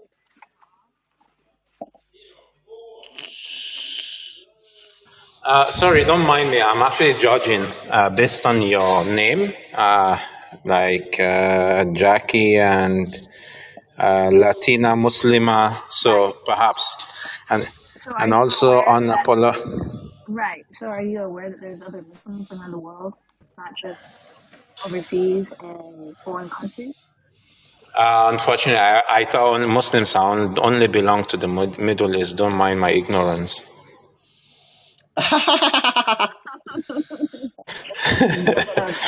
By the way, sister, I think Sayyid always does inspections for everyone because we've got a lot of people that try to attribute themselves as Muslims, Oh, but yeah, he does that usually. so you got people So calling don't take it Muslims. offensive or anything like that. Oh, no. It's just that I get that question all the time, you know. Yeah, على But, كيفك سيد على كيفك. okay. None Yeah, takers. thank you, Sayyid, for clarifying. That's very correct. حبيبي So, سيدنا, by the way, sister, I'm not a Sayyid, just to let you know. oh, okay, no حبيبي problem. حبيبي. You still a Sayyid, inshallah. خادم إن شاء الله خادم. So, Sister Jackie, your parents are from which country? I can say like your ethnicity, like Black, Latina, They were from the Cherokee. United States. Yes. Okay, so they were converts. They were reverts to Islam. Yes, they were. Okay, mashallah. Not my father. My father didn't have a religion before Islam. So, because to my knowledge, he's been Muslim his whole life. Like me himself, his daughter. Yeah. My mother. Sorry, I didn't get that. I didn't quite get that. Your father had no religion? Come again? Your father was not religious? Is that what you're saying? Negative. I said that my father did not have a religion before Islam. Okay, I get you. Okay, so he became a Muslim before you were given birth to. Correct. Yes, my father is Muslim. When he met my mother, when she married him, she became Muslim, and that's how I became Muslim. So, does that make sense? MashaAllah, MashaAllah, very much, very much. I get the picture now. So, did you like after you were given birth to, and of course you became mature and everything? Did you research into Islam? And were you convinced? Did you look into other religions, maybe like Christianity, Buddhism, some other religions? Or you're convinced that Islam is the truth? Negative. So I was born into the faith. I didn't really research into other religions. I've always known about Islam because I grew up knowing Islam. That's been the only faith that I've known to be the truth. So, no, never really questioned my religion at all.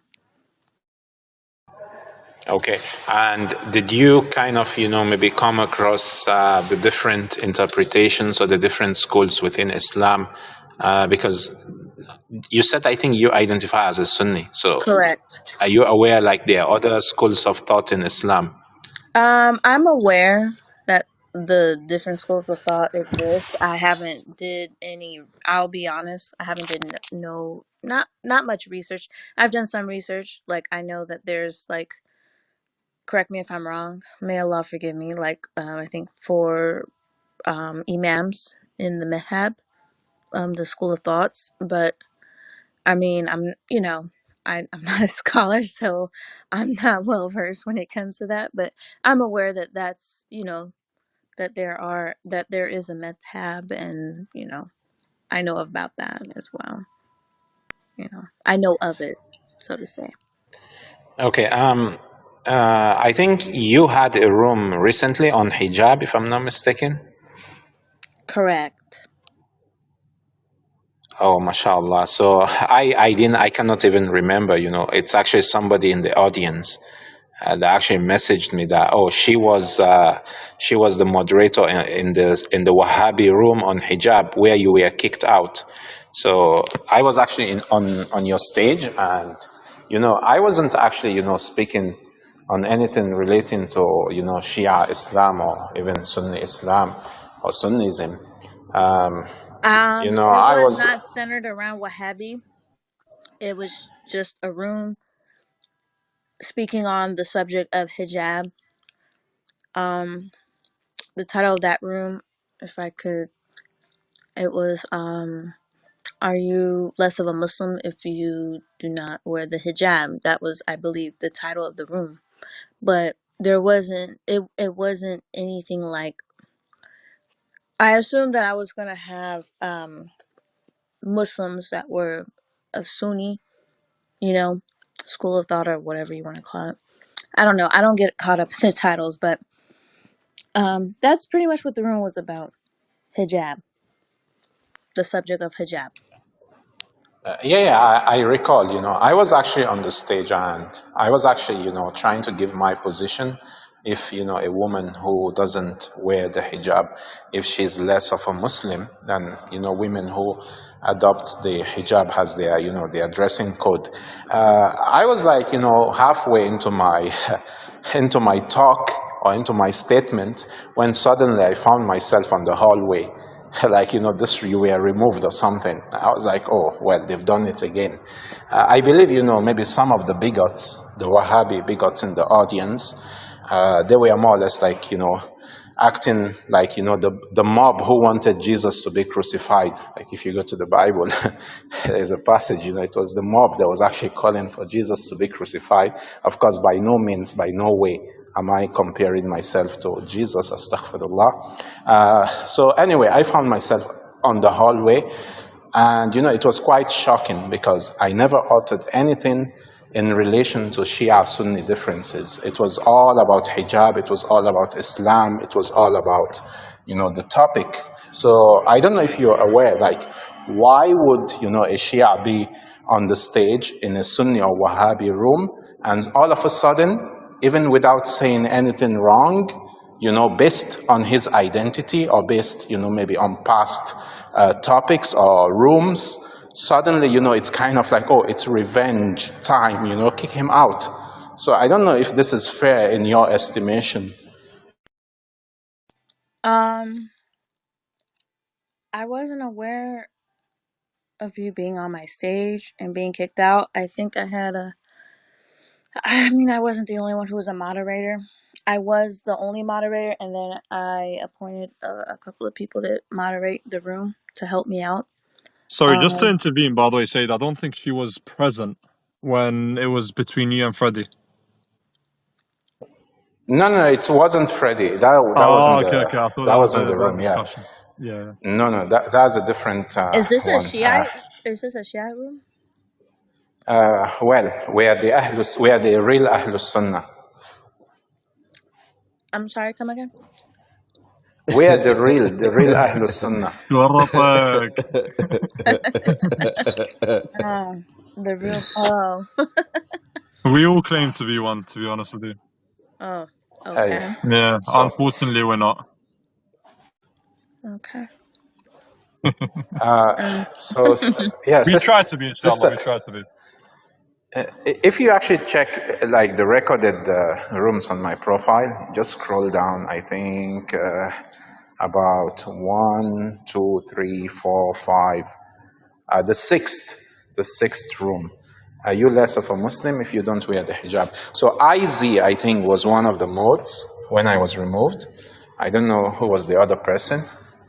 So anyway, I think, there's some sort of like unfairness. She's on the phone, brother. She's on the phone. I hope they are not calling her to leave, like, oh, the Majusis are going to devour you.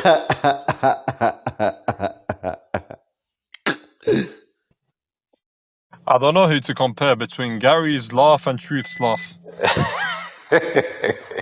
Listen, you should see the laugh I do to some of the people in the hospital. Bro, the last debate that we had, bro, I think that's one of the best debates we had on Clubhouse. You may disagree, but bro, it was hilarious. It was hilarious, man. Say it, sent on the group. Subhanallah.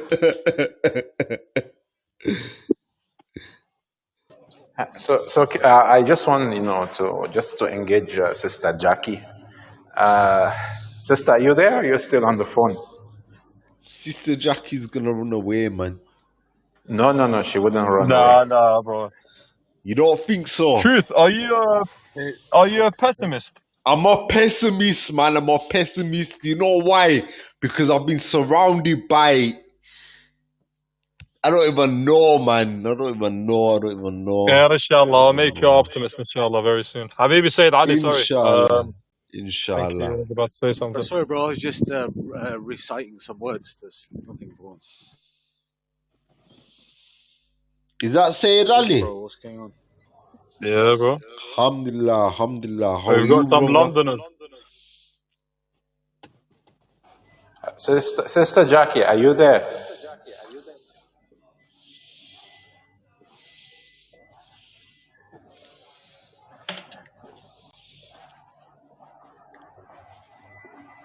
سيد اتكلم معي على موضوع الحجاب. لا تصطفل عليكم بأنفسكم. اي لا احنا the men have hijab as well. نعم ويعني مش مسؤوليتي أنا. لا ليه. It's a deep topic. Well, I love this topic, to be honest with you. Yeah, it can People come out. underestimate it because they think it's just, there's a whole dimension when it comes to it, the whole subject. There is a whole dimension, but where's it going to take us to? It will take you to the position that you wear hijab. Of course, not, the hijab of the woman, but your hijab. Of course. Because you know what hijab means in Arabic? It means to cover. Just like of course, which is why I'm not showing my belly button in my profile picture. If anyone has anything to say about that, but at the same time, the hijab conversation with Jackie, where's it gonna take us to? It doesn't necessarily have to take us to a conclusion, by the way. Like when we discuss with someone, we just want to hear their thoughts. Because in the end, they might even, for example, make us not really, we can, for example, rethink what hijab is. Brother Sikin. Sorry brother نعم بتعرف إذا هي مش لابسة حجاب يعني فينا نحكي عن الموضوع ومثلا نعطي نصيحة يعني بطريقة يعني بطريقة يعني you're not trying to نعم يعني بالإجمال فيك تعطي نصيحة بس إذا بدك يعني تتشخصن الموضوع لأنه هي مش لابسة يعني بتصير مشكلة. لا صح أنا صح بس أنا ما أقارن يعني أكو مرات لا تلبس حجاب بس عندها أحلى من أخلاق من حتى مرات الحجابيات. ما نفس الشيء أنا قلت. It really depends. نفس الشيء أنا قلت بالغرفة. I said the same thing just so people don't think we are saying anything. أنا بسوى that. نعم I said the same thing like based on the topic she was having in that room. You find women or ladies who actually do not wear the hijab and they have perfect akhlaq, a very good disposition and everything. Yeah, so I tried. You can be a good atheist and you can have a bad Muslim. Exactly. So if you go to the room, I'm sure others who can access the room will hear at least what I had to say, what I was able to say before I was removed. So basically, people, it's not this perception maybe that some Muslims are trying to push like a narrative that if a Muslim woman doesn't wear hijab, so she's automatically godless, not God-fearing. No, this is not true. I'm very against that. Yeah, this is very wrong. So you may actually find maybe a lady who doesn't wear hijab and she's godly, she's having good manners and everything. And you may actually have the opposite, whereby a lady who wears the hijab, she's not godly, she's not God-fearing. The hijab is just kind of like just to cover up, the bad attitude, the bad manners, and the bad character. So, I try to make that clear. And of course, keeping into somebody's mind that the hijab is actually obligatory. And, we are not downplaying the importance of hijab because in the end, this is like a symbol that has been ordained by Allah for the woman to have, and she's more or less appointed as an ambassador of the religion. So we are not downplaying the importance of hijab, but at the same time, it would be wrong for us to judge individual character based on people or on women who actually do not wear hijab. In the end, it's also a realization, whereby a lady wants to draw nearer to her God, and she has decided, to kind of dedicate her life to Allah. Absolutely. And yeah, Al-Mak Sayyid, there's another thing when it comes to history, that I guess the historians were misogynistic from different various perspectives. Because of course you saw we still have it, by the way, like in certain Middle Eastern countries, they have this traditionalism whereby in Surah An-Nisa, الرجال قوامون على النساء, right? So they've got this idea of, I'm more superior than you. And you can also see a lot of the hadith, a lot of the Quranic exegesis, when they deduce it, for example, what happens is that it's like male dominant. And we have to judge them, etc. It's quite evil. And it's from medieval times as well, quite ironically as well. And however, I would say from the Sunni corpus, you'll find that a lot, in contrast to the Shia corpus of ahadith. Because the Shia corpus of ahadith, women for us are like diamonds or shells that are covered from different aspects. Wallahi. Seriously, man. And by the way, Shia women, by the way, I just have to probably going to conclude in this. Shia women are seen as more, I don't know, like if you see, for example, the hijab, it's more secured. I'm talking about, when you go, for example, let's say to certain mosques, etc., in contrast to the certain Sunnis. As of course, there are Sunnis that have a nice hijab, etc. But the Zainabi hijab or the Fatimi hijab, in contrast to the Aisha, I don't even like saying Aisha hijab, etc. But there is a difference. You can see that. If you don't see it through your eyes, you can see it through your heart. I don't know. By the way, can you tell us, Akhi? Can you give us like the difference between the Fatimi hijab and the Aisha hijab? Yeah, that's a good question. This is the first time I'm actually, hearing such differentiation. I've done YouTube videos on this, Sayyid. So Fatima hijab is maybe can you give us the link? Maybe you can pin the link.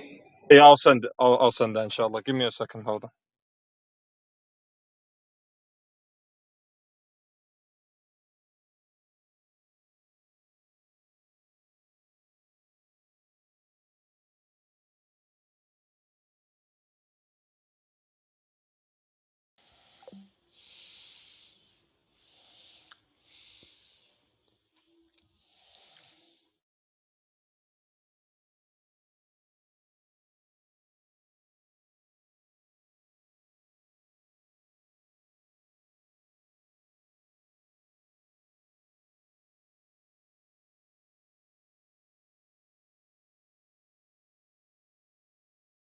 Why is everyone gone quiet?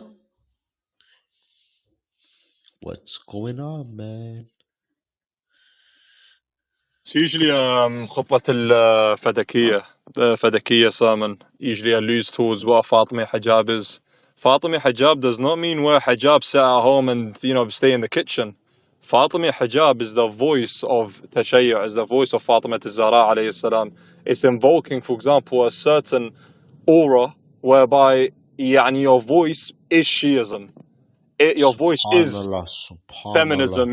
Through of course Rasulullah was a feminist from that that aspect, not Western feminism. For that Fatima hijab is the uproar, or how can I say, it's like the covenant of what Shiism, or let's say Islam, was about. So of course we've got the hadith without the sword of Ali alayhi salam, and let's say the wealth of Khadija, Islam would have been perished. And through that, you can see also through the Fadaki sermon, for example, say the Zainab alayhi salam speech against Yazid, it shook Yazid's palace. Why? Because of the voice. Yes, usually people say the voice is a awra, and yeah, it is, depending on how, for example, how someone has their tone. But in other words, if you're speaking the words of truth in a way where you're fighting against oppression, that's a form of Fatimiyya. And what's Fatimiyya all about? Remembering that you're fighting against oppression. such as the first and the second caliph. You're fighting against oppression. That's symbolic here. That symbolism is flourished until today. Give me a second. I'm going to send the thing. Say, should I put in the group or?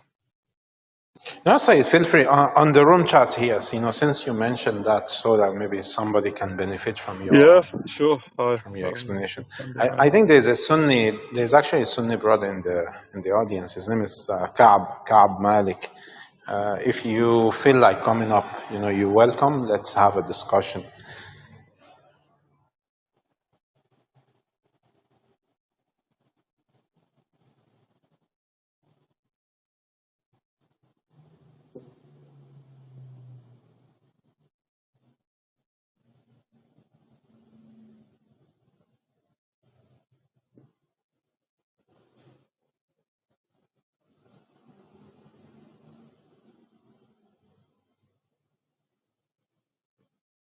Sayyid, I think it's been like 7 hours we've been on Clubhouse today. Yeah, true. So, mashallah. It's been I don't know, like I lost most of my energy with the last debate that we had, but it was a successful one, to be honest with you. It's a very good one. I It was beg to funny. It was differ. really funny, by the way, but I loved it. I beg to differ, bro. I beg to differ. Bro, it was no, the thing is, look, It was funny. It was funny, but bloody hell, like, look, by the way, man. when it comes to a debate, I'm like, my intention, yes, is for them to really understand. It's not for them to it's not really for me to convince them for my belief. No, I just wanted to show him his flaws. That's it. You can stay with your beliefs. I usually tell Sunni, Habib, stay Sunni. That's fine. I'm not trying to convert you to, like, let's say, Brother, Shiism. at the same time, when somebody's saying that, Sayyida Maryam is No, he's like Sayyida higher Maryam than alayhi salam and Sayyida Khadija is greater than Fatima Zahra alayhi salam. Why? Because she's that mentioned in the hurts. Quran.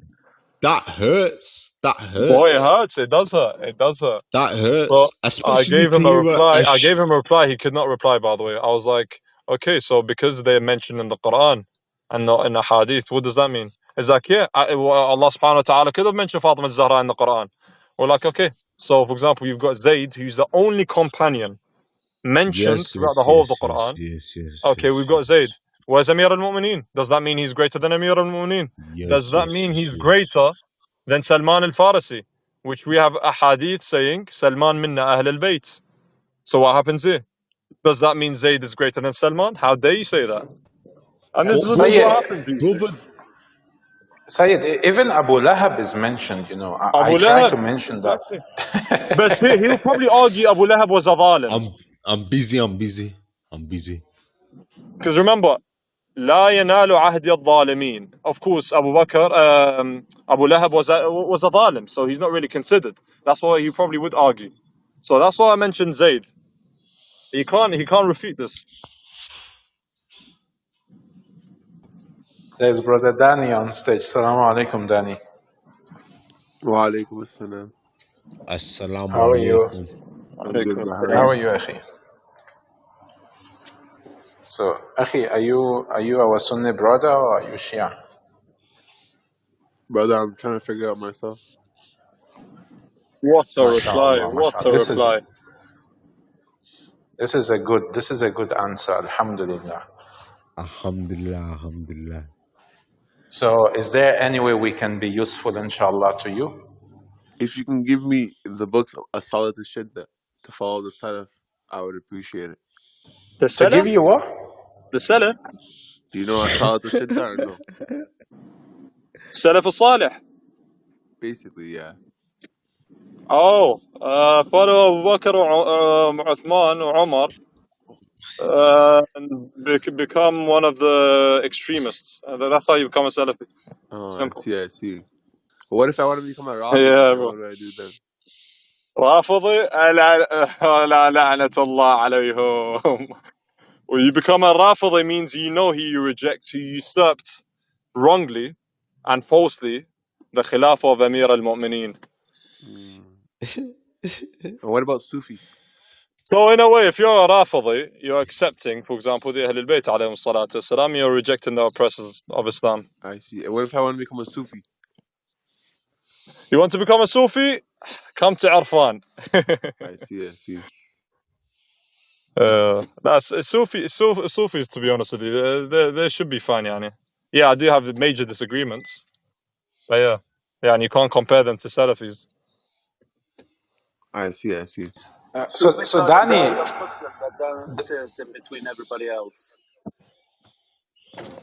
Akhi, Danny, what exactly are you trying to figure out? Like, this is 2023. Like, what have you not figured out? The haq, The haqq. But you believe in Allah, isn't it? of course. You believe in Rasulullah sallallahu alayhi wa alihi. Of course. Sayyid, let's تروح بعيد. Sayyid, let's تروح بعيد. Okay, how do you define God? Because remember, it could be the Salafi God, the Zeus-like God, anthropomorphic God. So we have to know which Allah you're referring to. The creator of the world, bro. Yeah, but does he have hands? Does he have a face? Brother, I didn't say I believe in Ibn Taymiyyah, bro. Ah, okay, I like that.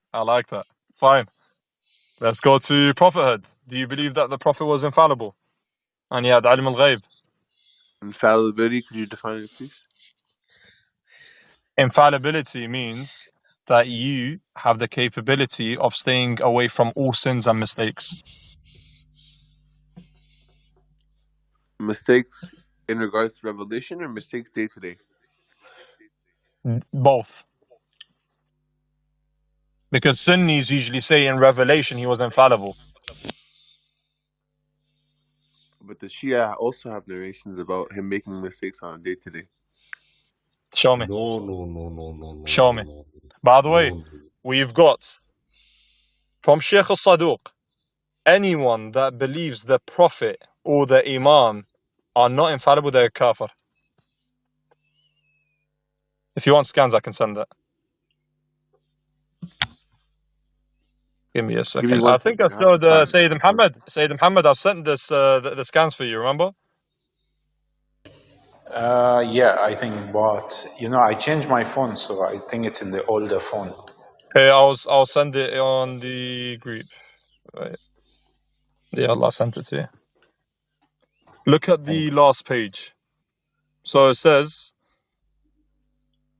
the Sheikh Abu Ja'far, our belief concerning the prophets, Anbiya or apostles, Rasul, Imams and angels is that they are infallible, ma'soom, purified from the denas, and that they do not commit any sin, whether it be major or minor, sughra, or major, kabira. They do not disobey Allah in what He has commanded them. They act in accordance with His behests.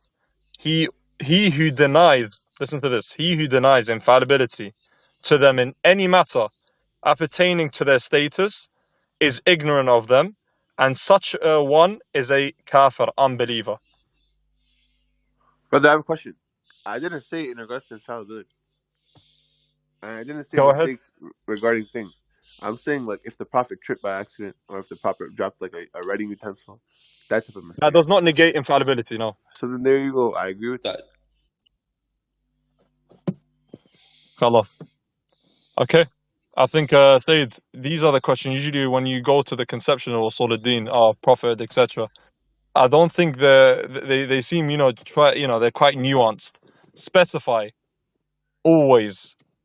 And that's how you know whether one's, ideally a Sunni or a Shia. Do you believe, for example, Ilm al-Ghaib, by the way, brother? For who? For the Imams of the Ahlul Bayt, or the Prophet, for example. Why are you saying or between them? They're all part of one thing. Hello. But don't you differentiate that the Prophet is more superior than the Imams of the Ahlul Bayt, or no? Of course. But Ahlul Bayt encompass all of them. Hello. Okay. Do they have Ilm al-Ghaib? I would say so. Which part of Ilm al-Ghaib? What forms do you believe in? Or the different types? What are the categories? There's three usually. Ilm al-Ghaib al-Mutlaq, which means absolute. knowledge of the unseen, which we only say is with Allah subhanahu wa ta'ala. You've got ilm al-ghayb, which is mafatih al-janan. Mafatih al-ghayb, my bad, which is only with Allah subhanahu wa ta'ala. And then, of course, you've got ilm al-ghayb, ilmun min dhi ilm, which is only with Allah, for example, the Ahlul Bayt alayhi salatu wassalam, and the prophets. So meaning, in other words, they don't know the day of judgment when it's going to occur. They don't know, for example, when Imam Mahdi would, for example, appear. But they know, the worldly matters, I'd say. So let me ask you a question. Does Imam Mahdi know when the day of judgment's going to occur? No. He doesn't. He doesn't know. Do you believe, for example, Wilayat Takwiniya, brother? What does that mean? The Imam, for example, could control things metaphysically. Yes, I do believe that. I think I was asking probably Danny as well. What's your view, brother? Cool. Yeah.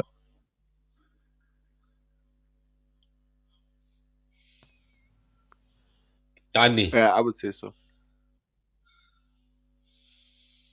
Then you're a Shia, man. Come off it. He is a Shia, by the way. I think he's trolling us. He's trolling, man. Of course he's a Shia.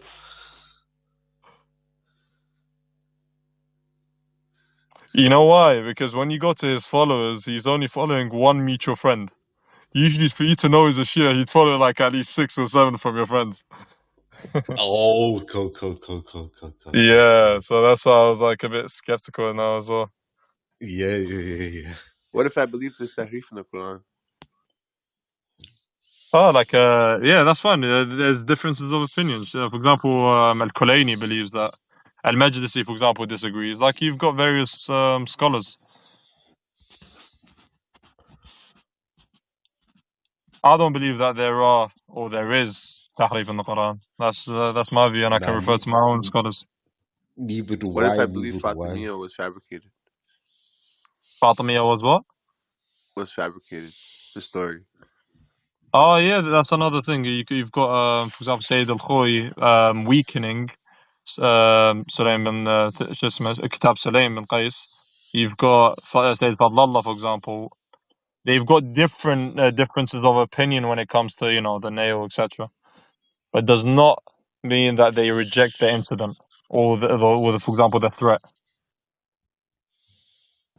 I think when he is collectively calling it Fatimiyya, he has to be specific, like what aspect, because it's a story that involves many events and incidents. So you have to be specific.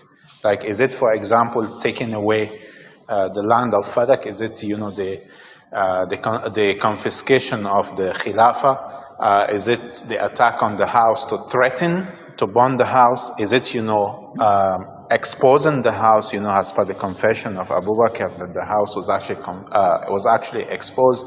Is it the incident of the door? Is it the assault? Is it the miscarriage? So what aspect of Fatimiyya exactly are you referring to, Danny? Yeah, you have to narrow it down.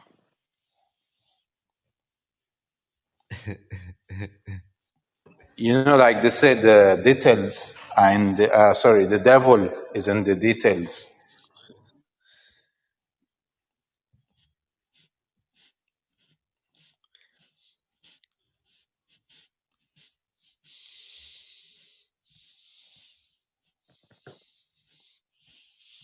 Danny, are you there? Brother. I can see Sister Nouri. Maybe Sister Nouri would like to come up. Nouri, come up. Nouri, Ontario.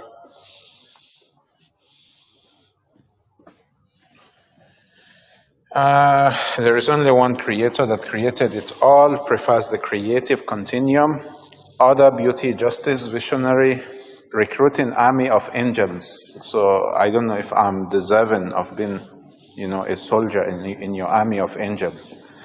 I am a being of love and light, lost but found. Not all those who wander are lost. Angels will guide you in your journey. Don't look back, heaven is the end game.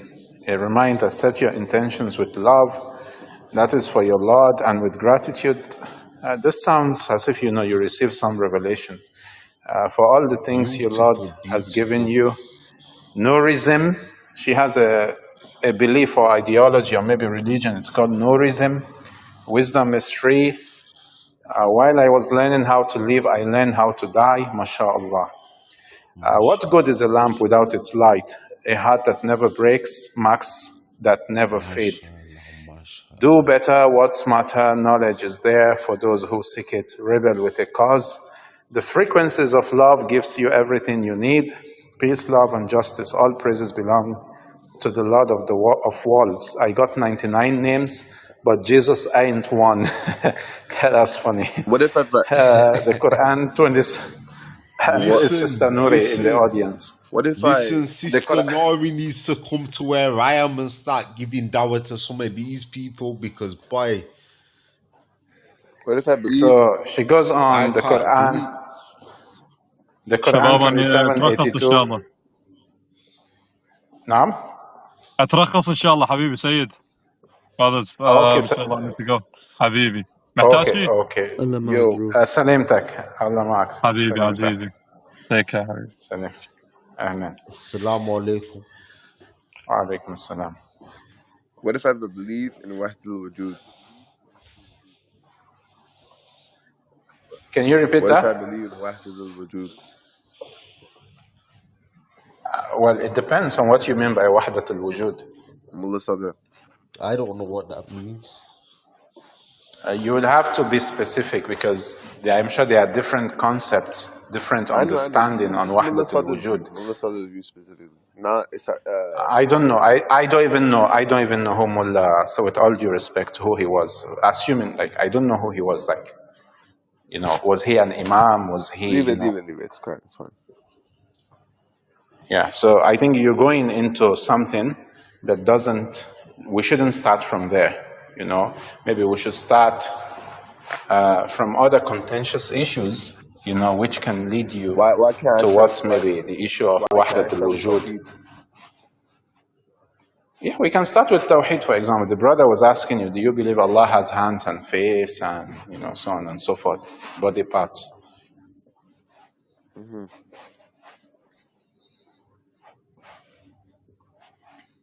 So they started with Tawheed. Then if you want to discuss maybe on the Tawheed, Wahdat al-Wujud, then that's a different thing.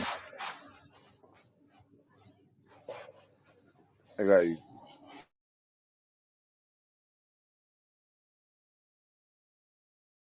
Oh, Sister Nuri, she's driving. She said she can't talk.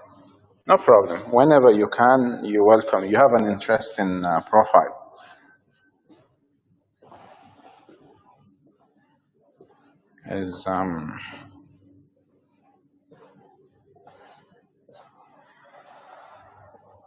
So if you're in the audience, you want to come up, ahlan wa sahlan, you're welcome.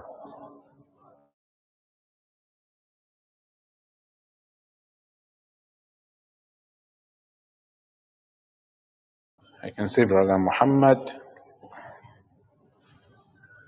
Kuli, Ru.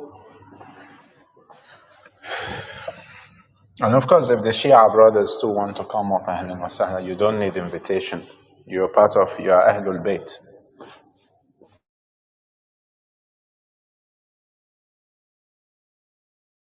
Yeah, you're welcome, Sister Nuri. Interesting profile. You're welcome.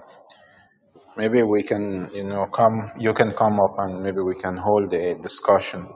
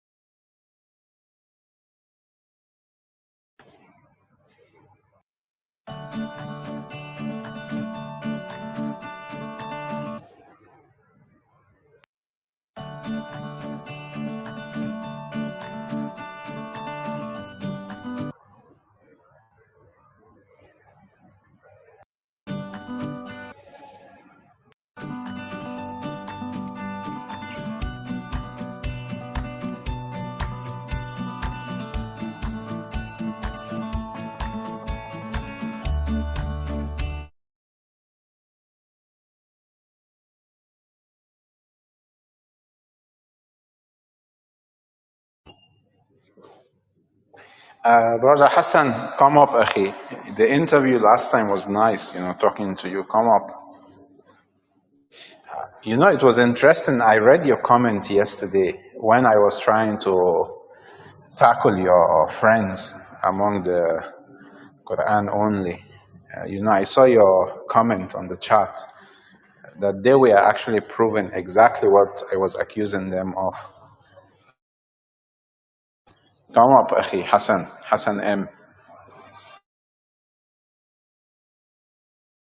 Assalamu alaikum. Wa alaikum salam, brother. So, what do you think of yesterday, Akhi? Oh man, yeah, some of them were proving you right for sure. I think 424 is enough though, to prove that you have to get married. From my understanding of that verse. Yeah, not the issue of only getting married. It's about knowing the interpretation and the procedure that should be used. Whether it's temporary marriage or whether it's permanent marriage.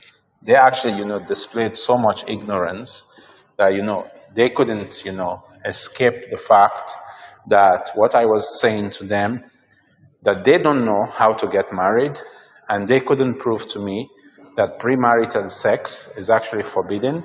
They couldn't prove it, because if you have to prove that from this verse, you will have to appeal to some sort of interpretation.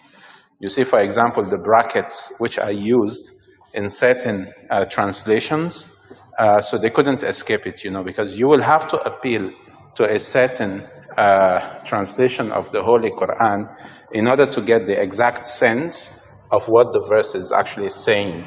So if you're appealing to a translation and the translation is actually given more or less like an interpretation by using brackets and certain points of view that do not actually exist within the verse itself, then this verse actually destroys the entire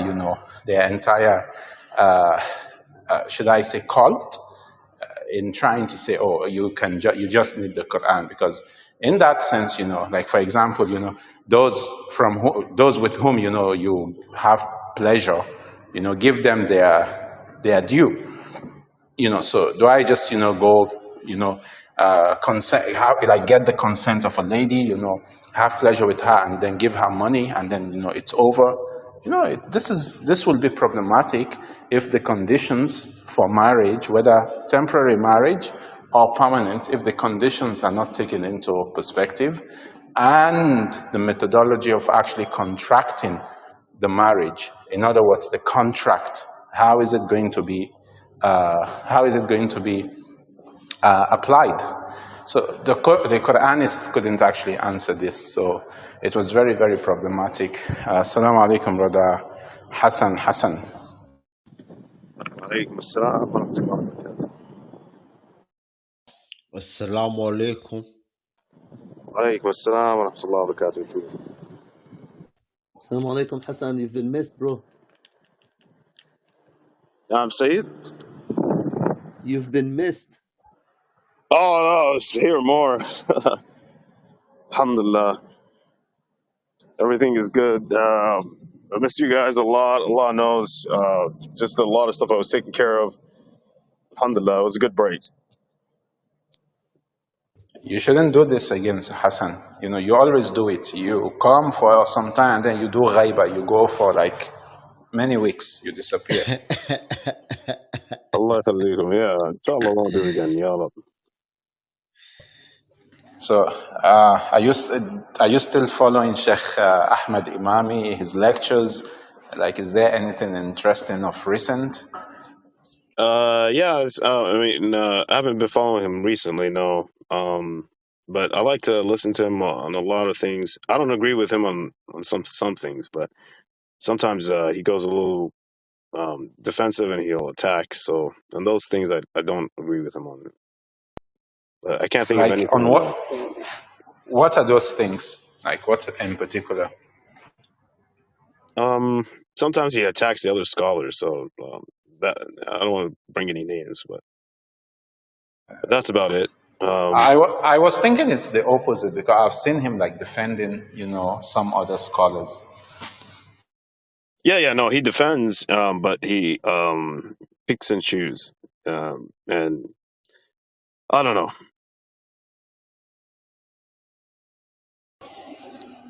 السلام عليكم أيها الجهادي أيها المجاهد I should say. السلام عليكم Yunus. Alaikum assalam wa rahmatullah. Assalamu alaikum, Yunus. How you guys doing? Assalamu alaikum. Alhamdulillah, how are you? How'd the Alaikum discussion with salam. Aziz go last night? Aziz, well, I don't want to say he ran away because he sent me a screenshot that his battery was 3%, so he had to leave. And then he will return after charging his phone, and he never showed up. We're still waiting for Aziz. I will send him this link, by the way. Let him come here.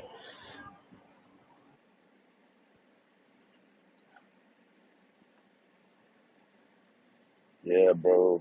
You guys, I know he's your guys' friend, but you guys always have to remind him when you see him to accept the wilayah and disassociate from their enemies of Ahlul Bayt, because in the day of judgment he'll condemn you for that. He'll tell you, why didn't you tell me about this? Why didn't you? So always, when you see him, do da'wah to him. Call him to Islam. Call him to براءة من أعداء آل محمد عليه السلام. Yeah, I don't know, Eunice. I think it's a little bit more complicated. Everybody has their circumstances, and Allah knows the environment he's in, the people around. So he might be doing mudara, he might be doing something. So, but I think like he knows, alhamdulillah, he doesn't have to a'linha on his lisan. Like you can sense that he always hangs around the group. So he doesn't have to do the bara or anything or the wilayah because he's already hanging out with us. He has a history of that, right? Yeah, but لا إيمان له من لا تقي له أو عفوا لا إيمان له من لا براءة له. Bara'ah is important. You can have Yeah, but wilayah, but you have the munafiqeen in the time of the Prophet doing bara'ah too, but they're still munafiq, right? You can have people doing bara'ah and la'an and all of that, but Allah knows what's in the heart at the end of the day. So we all know that, so alhamdulillah. even having shak of when you do bara'ah from somebody is kufr, bro. Like, let alone not doing it. It's huge. Yeah, well, I don't know. The Maraja themselves, they don't do the bara and the la'na openly, right? But nobody has shak No, in I'm that. not saying he No, I'm has to just saying do the it Maraja, publicly. the shuyukh, and like nobody has shak that they're muwaleen, even though they don't do the bara and the la'na outside, right? So we No, they don't put them do. to the same test, like on the small level. Because they have aqidah books. You know their aqidah. Yeah, exactly. And I'm just saying we could do it on a small level in the same way.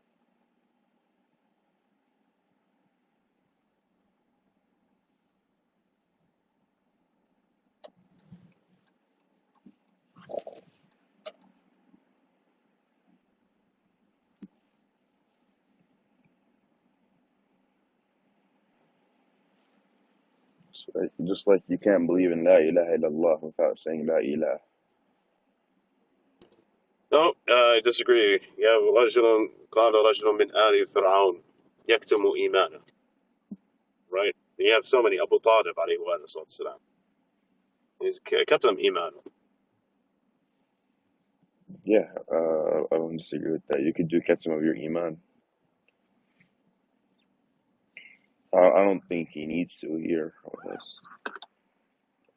There's no taqiyah, you know.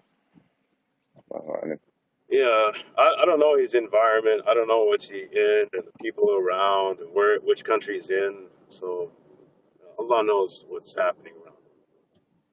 So there's a lot of people, the hadith, give 70 عذر لأخيك. So somebody is actually asking me a question. He's asking, Ismailis and Zayd is Shia. So I told him he should go and ask his marja. So, Brother Yunus, what's your position on this? I believe anybody who's not a 12 or Shi'i is a kafir, and the only Muslims among them are the ones who are feeble-minded, who don't know the differences among the people. Those are the only Muslims. But anybody else who knows the differences, knows about Shiism, and this person is a kafir. But some people say that kafir in the akhirah has the ruling of a Muslim in this dunya. I kind of take that position, that they have the ruling of a Muslim, but they're still kuffar in their fitrah, and then in the day of judgment they're going to be ruled as kuffar. Same thing with Imam al-Mahdi. When he comes, he's going to rule them as kuffar. So it's pretty simple explanation, It's like what the hadiths indicates. Like anybody who's not a 12 or who believes in wilayat Amir al-Mu'mineen alayhi salam and the 12 Imams, and doesn't disassociate from their enemies, and this person is a kafir unless he doesn't know the differences among the people. But there's hardly any mustada'afin now during our days. It's like a lot of people know about the Shia. So you mean like the Agha-Khanis, the Ismailis, the Zaydis, they are all part of the kuffar, especially not the lay people, the learned men among them. Yes, I mean Ismailis and Zaydis is like, first of all, Zaydis, we have clear hadiths from the Imams calling them Nawasib. So that's pretty done with. Ismailis, they do inkar al-daruriyat. They reject the obligations in Islam, like salah, etc. So that's kufr in itself. But that's regardless. They don't believe in the 12 Imams. They believe in, some fat guy who goes on yacht trips with his women naked. Infallible man. So, Allahu A'lam. I wouldn't consider them to be Shia or Muslims. But do they have the ruling of a Muslim? Sure. I mean, you can say they have the ruling of a Muslim unless they do clear kufr. They say it with their tongue, then they're kuffar after that. I'm not a mujtahid. I can't do hukum on certain individuals, but hukum am, general rule, they are kuffar. So Yunus, does your marja have a fatwa on the Agha-Khanis, for example?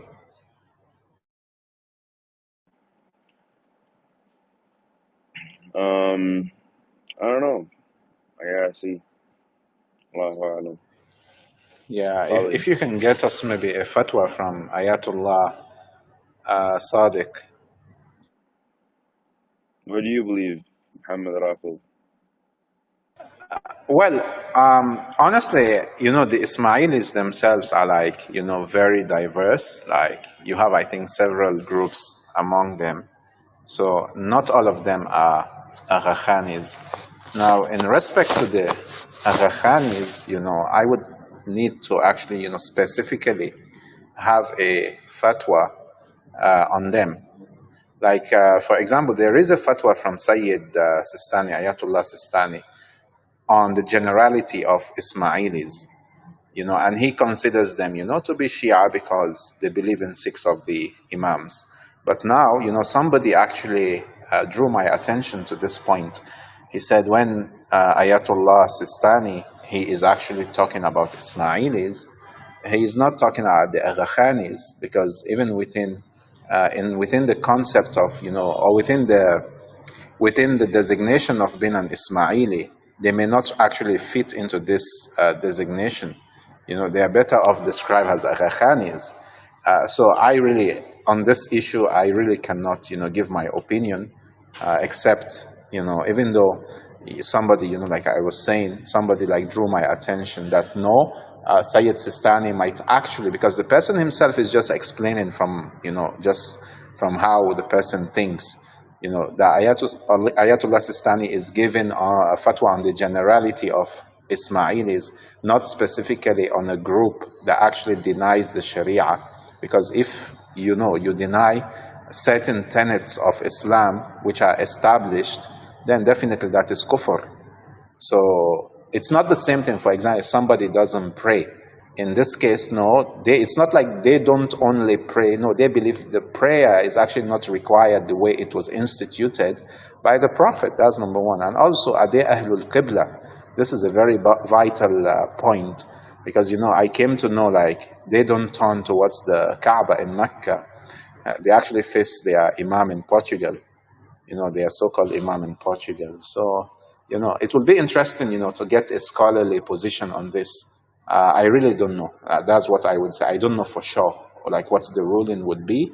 Or even, if I have like an insight or an idea, I cannot articulate it because I don't have the legal authority to pass a fatwa.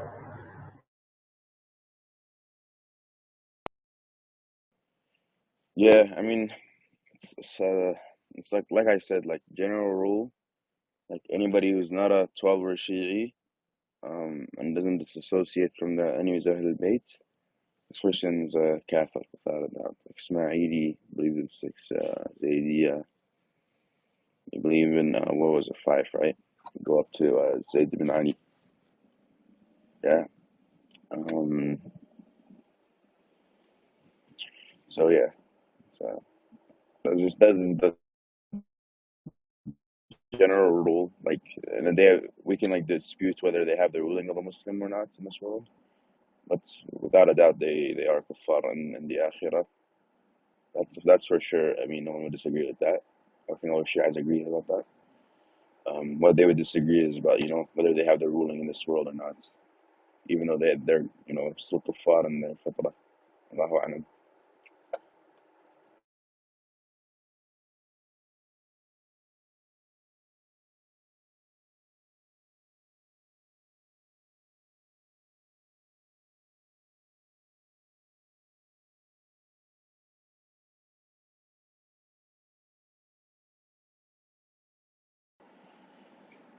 Yeah, I'd even go like as far as to say they're like kuffar. They're kuffar fitri, so they're not like apostates or anything. Doesn't mean we go like give them the apostate ruling. They've been like they're just kuffar from their fitrah to begin with. They were never Muslim, so they wouldn't have like the ruling of an apostate or something like that.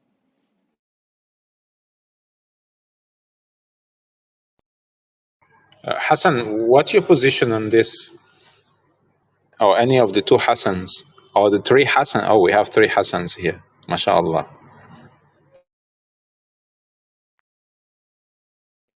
My personal opinion is that they're not Muslims at all. Anybody who claims to be a Shia but rejects the 12 Imams, they're not Muslims.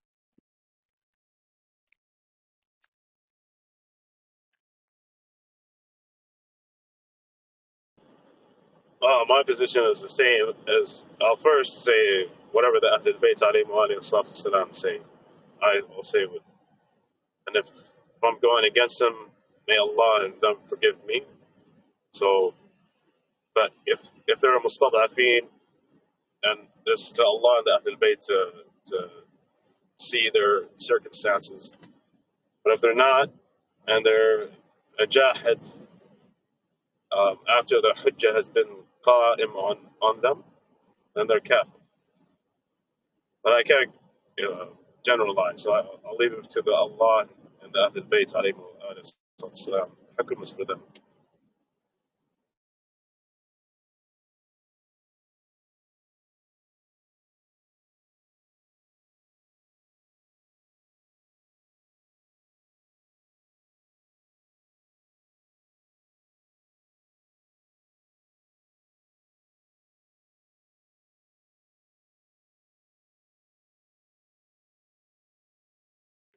Brother Hassan with the cat, we're waiting for your response.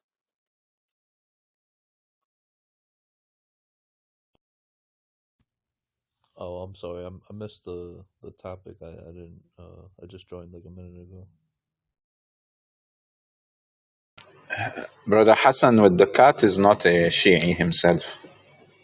He's Quran-centric. Not exactly a Quranist, but Quran-leaning.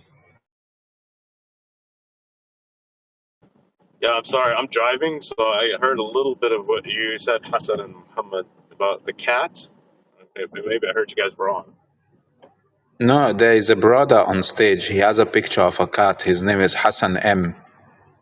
So I was saying he's not Shia. He's Quran centric. He kind of leaning towards the Quranist, but he doesn't identify as a Quranist. He disagrees with them.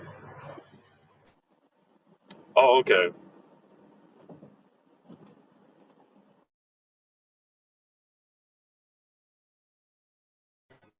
He's kind of like he's actually like in no man's land. Not Quranist, not Shia, not Sunni, just Muslim. That's how he identifies. Alhamdulillah. I love learning from the Shia brothers, though.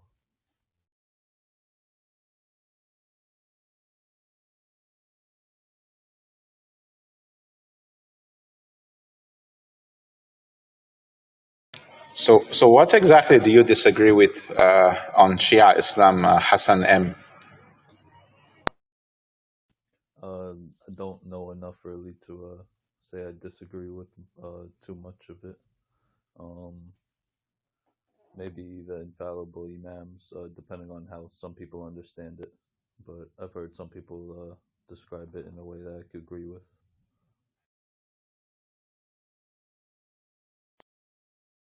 Is it the Imama you said? Did I get you right? The infallibility, really. Like, I don't have a problem with the imams, but the infallibility, as some people understand it.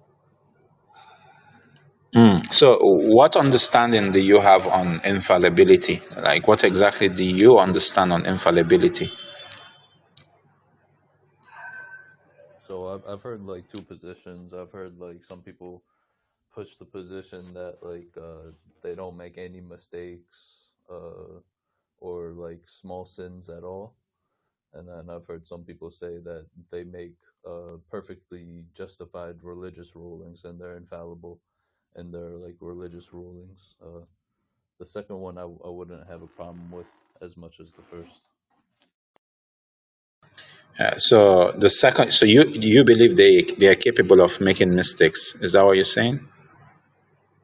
I think any human could make like a small sin by mistake, but to say that they're good interpreters and everything infallible in their interpretation, I would say maybe that's possible. So basically, you have like a Sunni position on infallibility that when it comes to religion, or like the Sunni brothers, would say, when it comes to the revelation, the Prophet does not make mistakes, but in his day-to-day life, he is capable, or he can actually make mistakes. Is that what you're saying?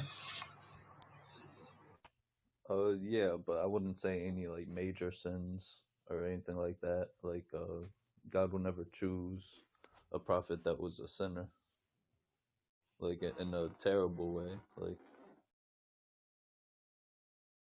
So what's your definition of this kind of mistake? What exactly is the mistake you're talking about? Like, give us examples. Is it like, for example, wanting to like, for example, drink?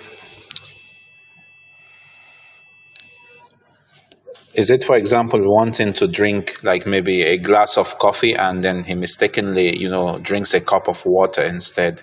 Is that what you're saying? I would say something bigger than that. Maybe like um, let me think 1 second. Like he forgets the time of prayer and the prayer slipped, but it was a mistake. Maybe, or something in between those two.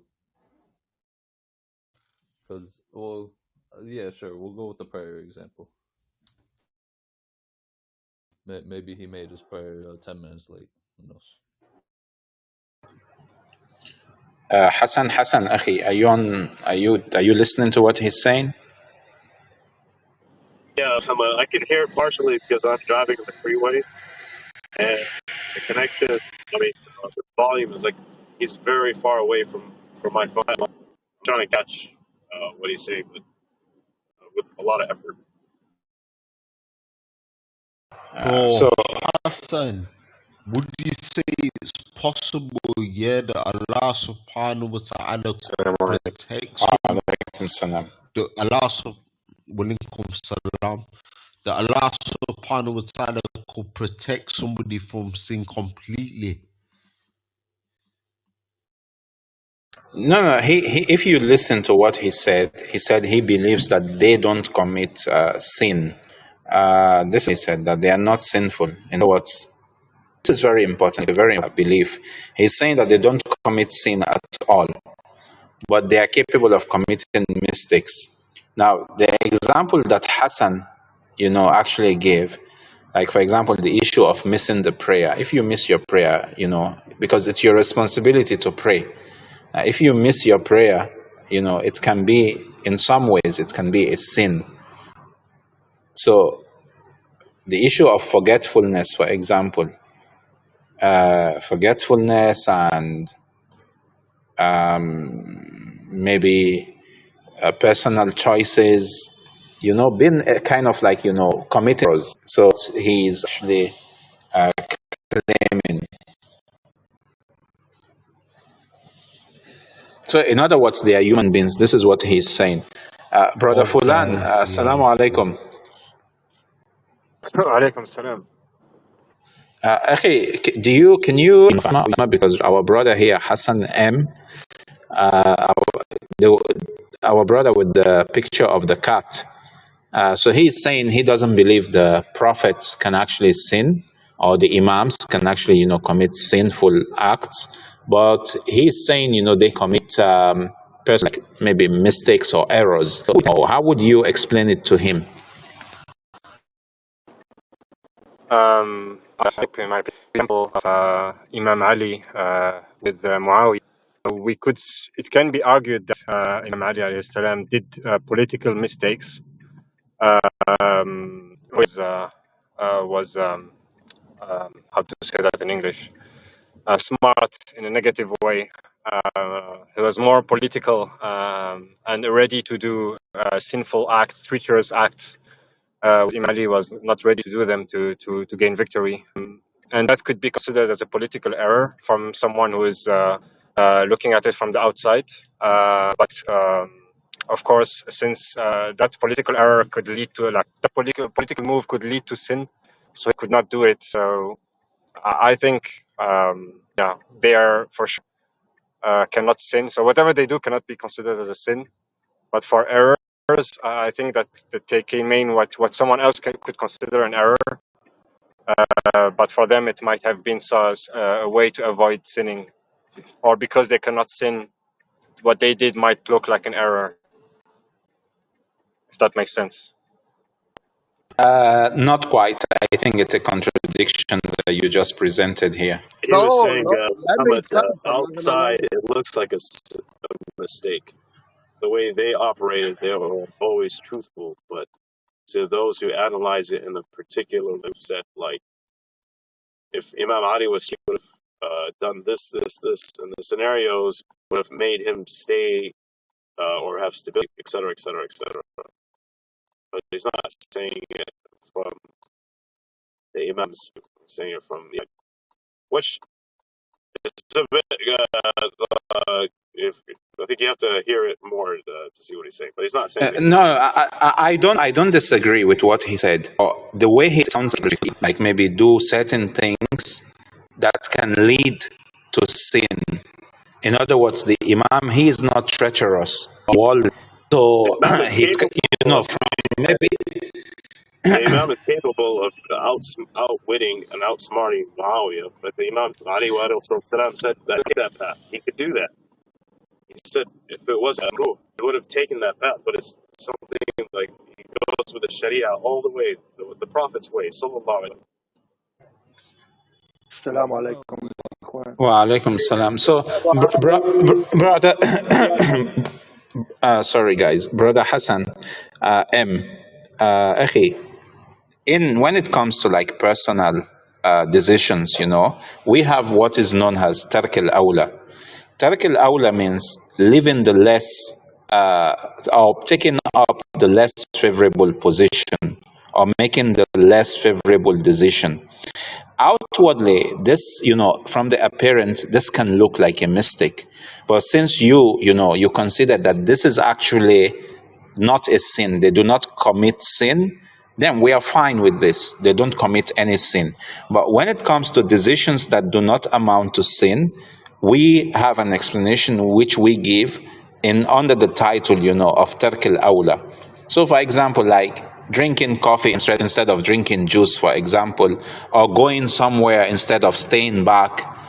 Certain decisions which are personally made, this is Tark al-Awla. Now, the outcome may not be favorable, but they may not be they may not be necessarily be actually described as mistakes, because based on the context that the decision was actually made, it's kind of, independent of the consequence. But if you look at it based on the consequences, you can say, it's a mistake. But in itself, it is not a mistake. It is simply choosing the less favorable decision over the more favorable decision. I don't know if that makes sense. Yeah. So how would you guys view like Dawood in 38:24? Yeah, so when it comes, to certain terminologies in the Holy Quran, for example, certain words we believe are actually they are actually translated in the wrong way. Like take for instance the issue of Adam being described as, and his wife, when Allah is warning them not to eat from the tree. He told them that if you eat from the tree, you will become among those who are burdened.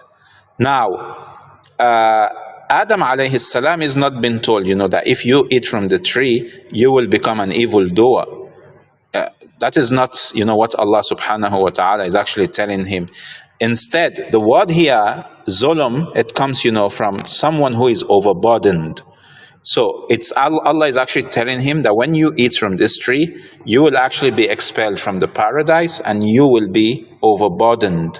So this is the context of zalimin. Similarly, if we look into other prophets, the same can be applied to them, in the sense that certain words are actually mistranslated or misinterpreted, and they are misinterpreted because they have many meanings.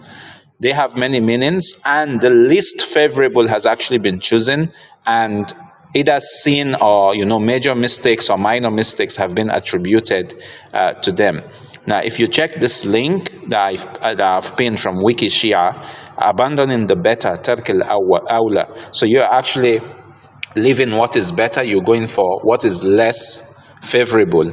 So this is Tark al-Awla, and this is how we explain certain actions which, prophets or imams may actually make decisions that outwardly may appear as mistakes, but in context, they are not actually either mistakes or sin, because in the end, they have, their will. They are not robots. They can actually make decisions. They have a free will. Yeah, can I ask you a question, brother? Just to make my point clear.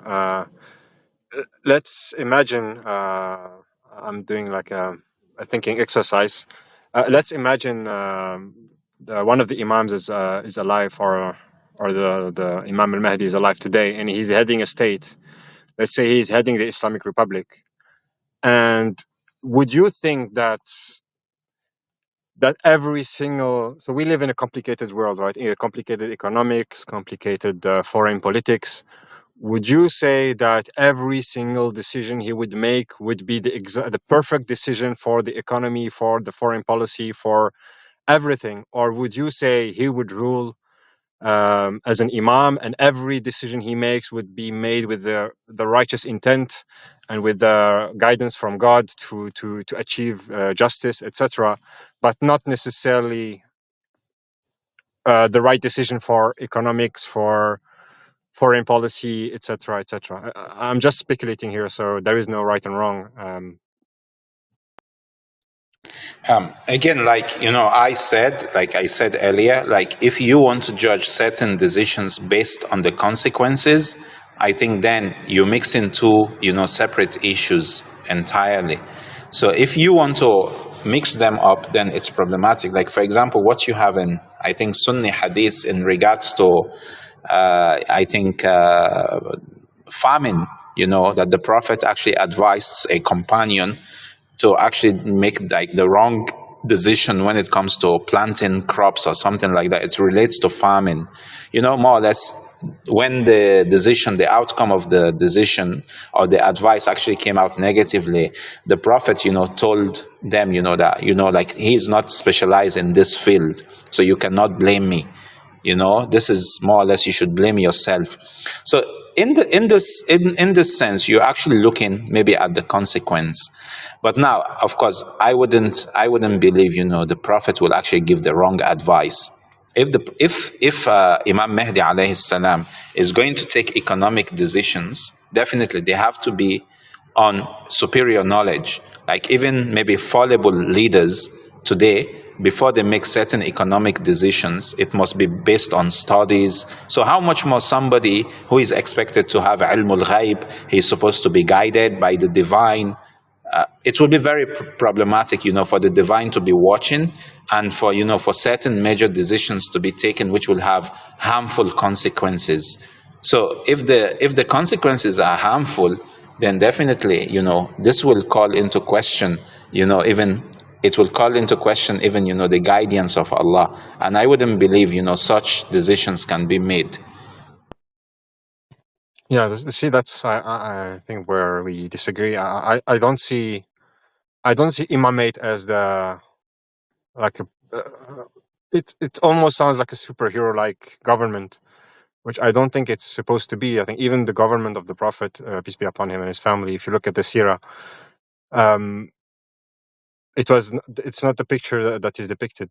There, people were some people questioned his decisions. Some people um, didn't really think that his decisions were the best. And the Quran says the mu'minun believe whatever he says, regardless what he says, and regardless what the outcome is.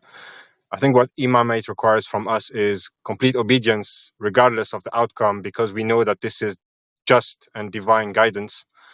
And Sucks. then, yeah, It's like Al-Khidr when he was with Musa and he made the hole in correct, the Safina. Nobody saw if they looked at the consequence at the time, why would you make a hole and make, the Safina? But he had a hikmah behind it. And so will it be correct, for us. It doesn't matter the outcome, if it's good or bad. There's a hikmah we correct. might see or may not see. Correct. You would see a policy that might maybe take the country to ruins for the next 200 years, but then in 300 years you would see that that was the right policy to do. So that's why I'm a bit So basically, Brother Fulan, we are saying the same thing, You are trying to justify the unfavorable outcome. That's what correct. you're trying to do, on the basis of timing. But now I am even going further than that, because when you have a divinely chosen leader, what's the use of, in the first place, of having a divinely chosen leader if in the end, I'm not saying, maybe enemies cannot, for example, inflict pain and suffering upon the ummah. No. And also, when Imam Mahdi alayhi salam returns, it won't be an Islamic republic, it will be an Islamic state. So there's a very big difference in this regard. But if you actually, you want to look at But it it won't happen, narrowly, Muhammad, in a night and day. There's going to be so much bloodshed. Like when the Imam said, people said that when the Imam al-Mahdi comes, Allah Majali Wali Faraj, everything will be easy, everything will be given. And he said, he looked very upset at the companion. He said, that's what the Murji'ah or some firqa was saying. He said, no, Wallahi al-Azim. I'm going to say, paraphrasing from my memory, may Allah and them forgive me. But he said, no, until the blood tajammad, until the blood solidifies, we'll go through ta'ab, and then Allah will open up on us. So there's going to be so much hurdles, so much things to go through before that dawla of the Imam al-Qa'im happens. There's going to be so many hurdles, so many yani, ibtila'at, ikhtibarat. So everybody fahasses their Imam. At the end, that dawla, of the Imam al-Mahdi will come. It won't come at the beginning.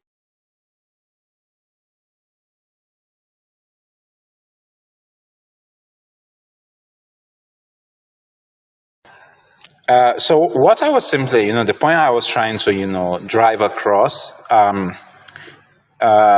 when it comes to making decisions, if the leader who is expected or who is believed to be infallible, or let's put the word infallible aside, who is believed to be approved or appointed by Allah Himself, if this person is actually going to make certain decisions which are going to prove to be harmful to his subjects or to the people, there's the question of haqqun nas here, the rights of people. So what will be the benefit of having a divinely appointed leader? If, for example, the leader I am going to have in regards to, let's say, the affairs of the state or the affairs of the Muslims, if I'm going to have this leader and he's going to make mistakes, major mistakes, whether economic or, let's say, social mistakes that will have, harmful effects, or I'm going to actually have, this leader make, I'm talking here directly, not through others. For example, maybe he appoints somebody and the person, commits a massacre. No, I'm talking himself, he makes, let's say, a decision, and then this decision directly harms the people. What will be the benefit of having a divinely appointed leader from having, a fallible or self-appointed leader who is not divinely appointed, like, let's say, the leaders of Saqifa who impose themselves on the Ummah. So what's the use, for example, of having Imama, having Imam Mahdi or Imam Ali, alayhim as-salam, and then what's the use of having them or in place of, let's say, Abubakr and Umar and Muawiyah and the others and the others and the others? There should be, some differences. And one of the major difference is the Isma. The Isma, it's supposed to be somebody who interprets the religion correctly and who can guide the people. His name is Al-Mahdi, He is both rightly guided and he guides others rightfully. So he is Al-Mahdi. So his name, talks about guidance. So if he cannot guide the Ummah correctly, then it's going to be, very problematic. Aside, from certain things, that can be maybe outside of the scope of maybe ilmul ghaib, like Hassan was trying to point out, Al-Khidr and, Prophet Musa alayhim as-salam. Then, certain decisions outside the scope maybe of ilmul ghaib that has to do with the affairs of, the people involved, not the affairs of the ummah, because there's going to be in this haqqun nas. And if haqqun nas is actually involved, then what's the difference, between a supposedly infallible imam who is, committing mistakes that can lead to catastrophic consequences, and let's say, the mother of the believers who went, to declare war against the imam of her time, which led to casualties and thousands of people being killed. So haqqun nas here is very important. The imam guides people to all that is good. So I think with this insight, you can understand that in the first place, we reject the others because they cannot even guide themselves, Based on the verse in Surah Yunus, is it more worthy for you to follow somebody, who can guide, or somebody who himself, needs to be guided? So who will you follow? Of course, I will definitely follow the person who can guide us rightfully, instead of following somebody that he cannot even guide himself. The issue of guidance here is very, very important, because if this is a golden principle, by the way, even though in Surah Yunus it actually applies to Allah subhanahu wa ta'ala, that is it worthy for you to follow the one who can guide you, or should you follow somebody who himself, he needs to be guided? So in this case, if you want to compare our imama, our concept of imama, and then the khilafah of Ahlus Sunnah wal Jama'ah, there is a difference, and it all boils down, to correct guidance. If the guidance is not correct, then, it simply means, it's more or less like we really don't have like much impact, that we cannot prove to be, better than they are.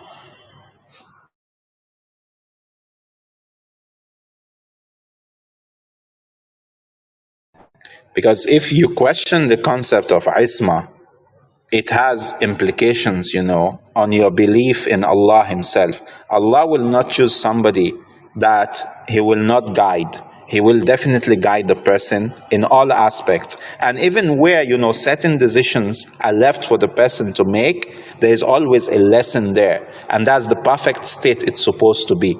It's neither a sin nor an error. That's what I believe. Yeah, but as I said, we live in a very complicated world, and some decisions, they have no right and wrong answer. You just have to take a stance, and then you'll have consequences, and then you'll have to choose between the consequences. If a decision that someone makes, and then at the end of the day, it will be more just in terms of I don't know, social issues or whatever.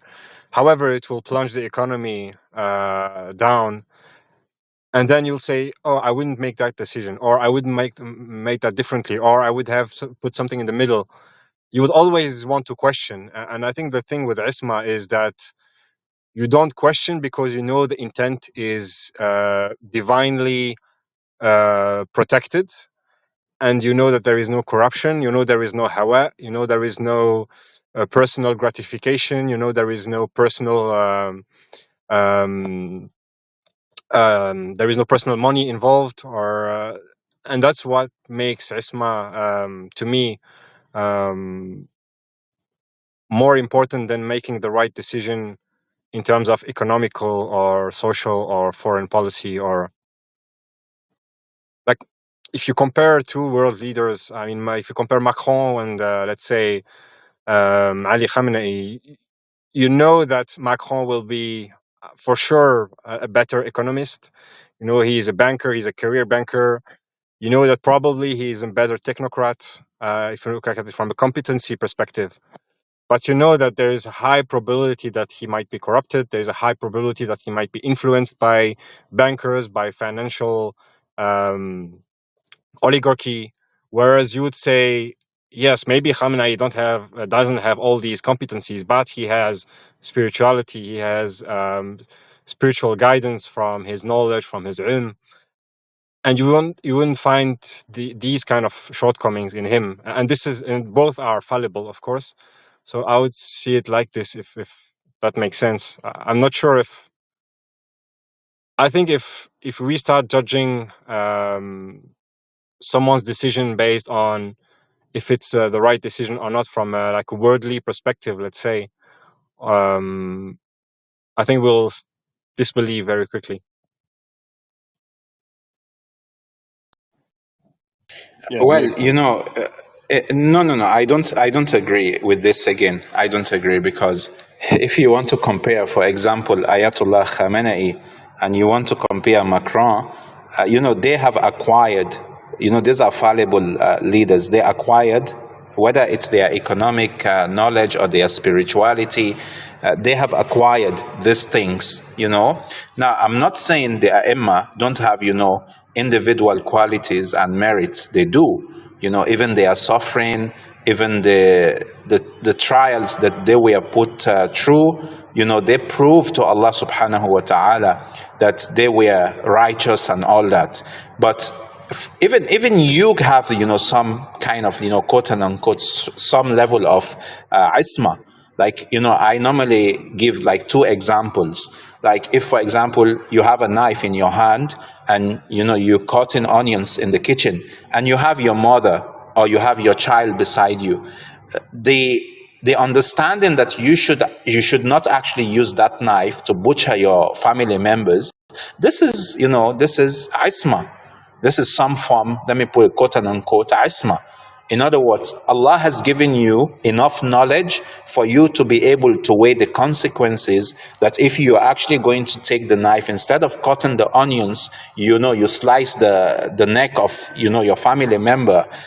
Allah has given you the ability or the capacity for you to be able to know the consequence. Similarly, when you drive in a car and you see somebody, crossing in front of you, the first reaction you're going to give is for you to slow down, is for you to apply the brake. Now, this is what a normal person would do.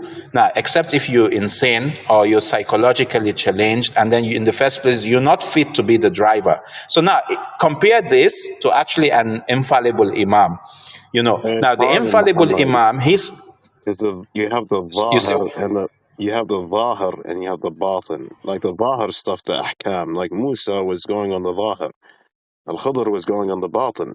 Now, if anybody of us was with Musa and Al-Khidr, we would be most likely following the zahir. We would be saying to Al-Khidr, every decision he made was insane, right? But we don't have that knowledge of the batin. The Imam alayhi wa alihi wa salatu wasalam will be doing the ahkam of zahir and the batin. Most of us, if we're in the time, will be like Musa with him looking at the zahir. Now, unless if we're khullas, we have a high, full level of iman, we would say whatever he says, if it doesn't make sense and it's insane, we'd say, no, he's an imam, he's ma'soom. We take the zahir and the batin. Whatever makes sense, it doesn't make sense. Give him the Ha, ta'a ha, mutlaqa. ha. yeah, I understand that point, but since he was comparing like fallible leaders, so I'm trying to say, even in the case of a fallible leader, you can actually, say the person, for example, who is driving a car and he sees somebody crossing, the road, and he decides to apply the brake. This person, he's more befitting to be a driver than somebody, he sees two people crossing and he's maybe speeding. Instead of applying the brake, he crushes people on the road. This person is going to get his license, seized.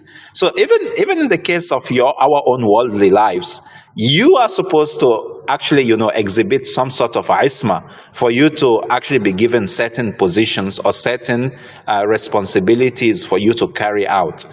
If you don't have this form of isma, you're not going to actually be able to drive. Now, in the case of, let's say, even a football team, you are a skillful player. Let me put it this way. You have qualities which you can actually, play football. Now, there are many good players, for example, they haven't won the World Cup. They are good players, but they don't have maybe the right coaching. They don't have, the technical advisors and all that. So now, compare, the imams and the prophets to the football players who are very skillful. Allah has tested them, Allah has chosen them, just like a coach has chosen his team. So these people, they are capable, of doing great things on the field. But now, you need the right hands to actually manage them. And this is where Allah subhanahu wa ta'ala comes in. Now, when in the Quran, for example, Yusuf alayhi salam was tempted, he was tempted, and then he saw a sign from his Lord. This is external guidance coming from Allah, protecting him from, giving in to temptation. Allah protected him. But does this mean that, Yusuf was actually, was going, to give in, or was not somebody that was chaste? Of course not.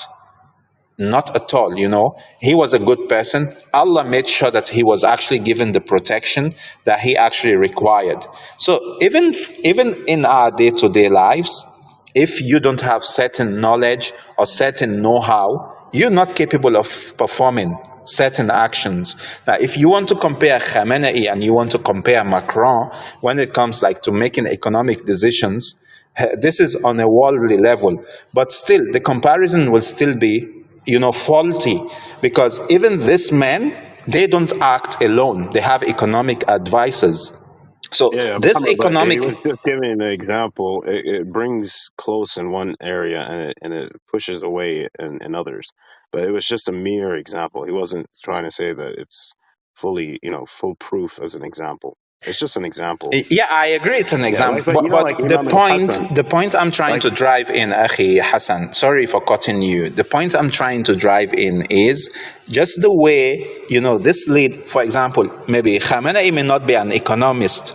Macron is an economist. But still, in order for him to protect himself, he has advisors, economic advisors. So these economic advisors, they act as his fortress economically. They are a Yeah, I know, but fortress you're for him looking at the against details. errors.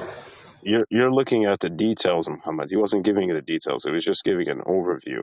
Put the details to the side, and just with the assumptions of that overview. That's all he was trying to say. My other example is Imam al-Hassan alayhi wa alayhi wa salam, when he did the sulh with Muawiyah.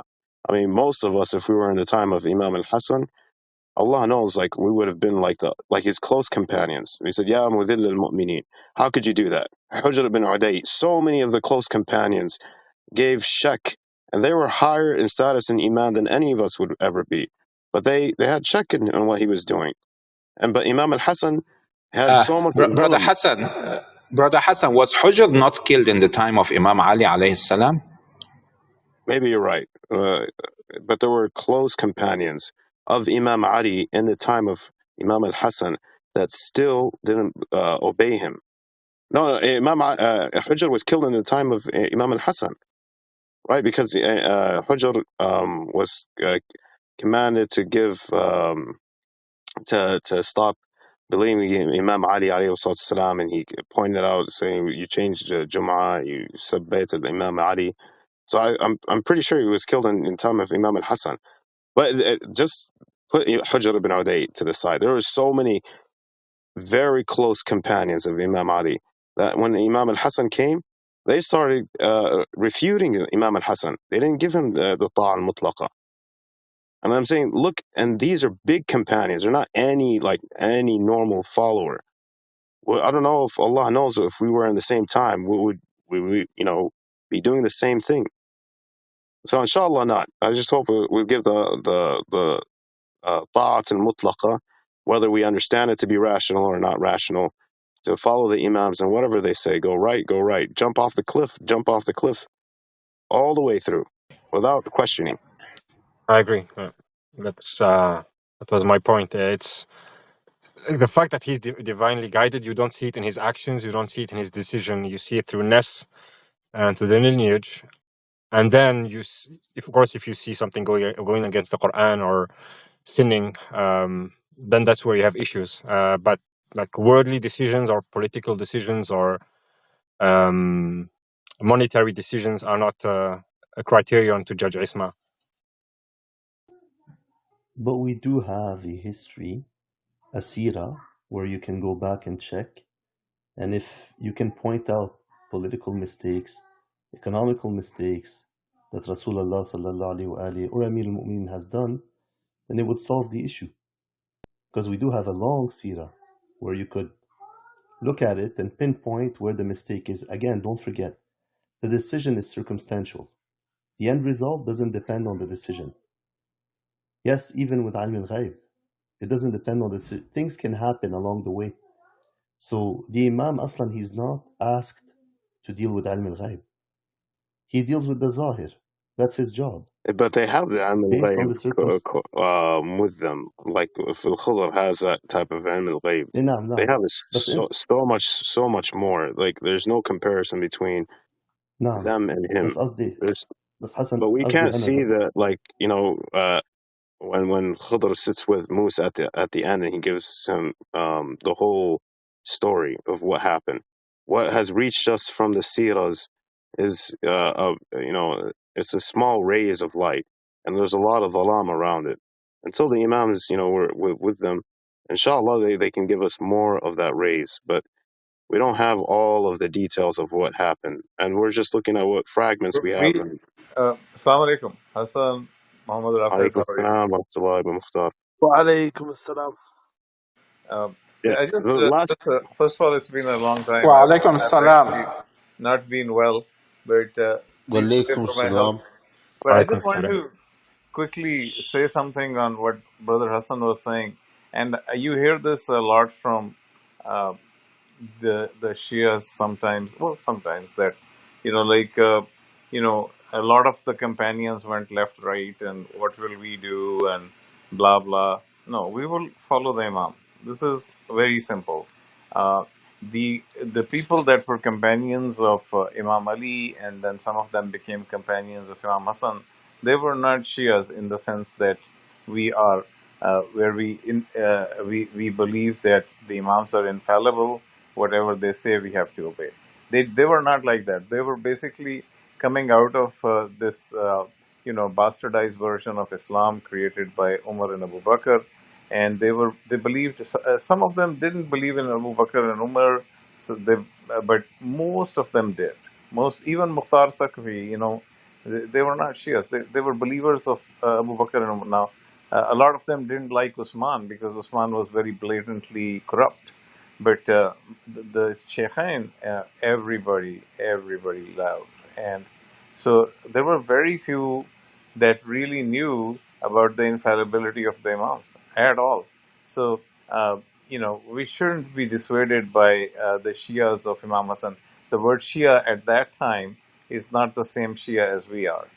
We are believers in the infallible 12 Imams, and these teachings about the infallible 12 Imams obviously were propagated later by Imam Jafar Sadiq, Imam Muhammad Baqir alayhi salam, and all the other Imams. So these teachings were not even there. So, to say, oh, the Shias of Imam Hassan, were left and right, well, obviously they were, because they were believers in Abu Bakr and Umar. They were not Shias like the 12th Shia we are today. Brother Mukhtar, you said the Shias made the change during Imam Jafar Sadiq's time, right? No, I didn't.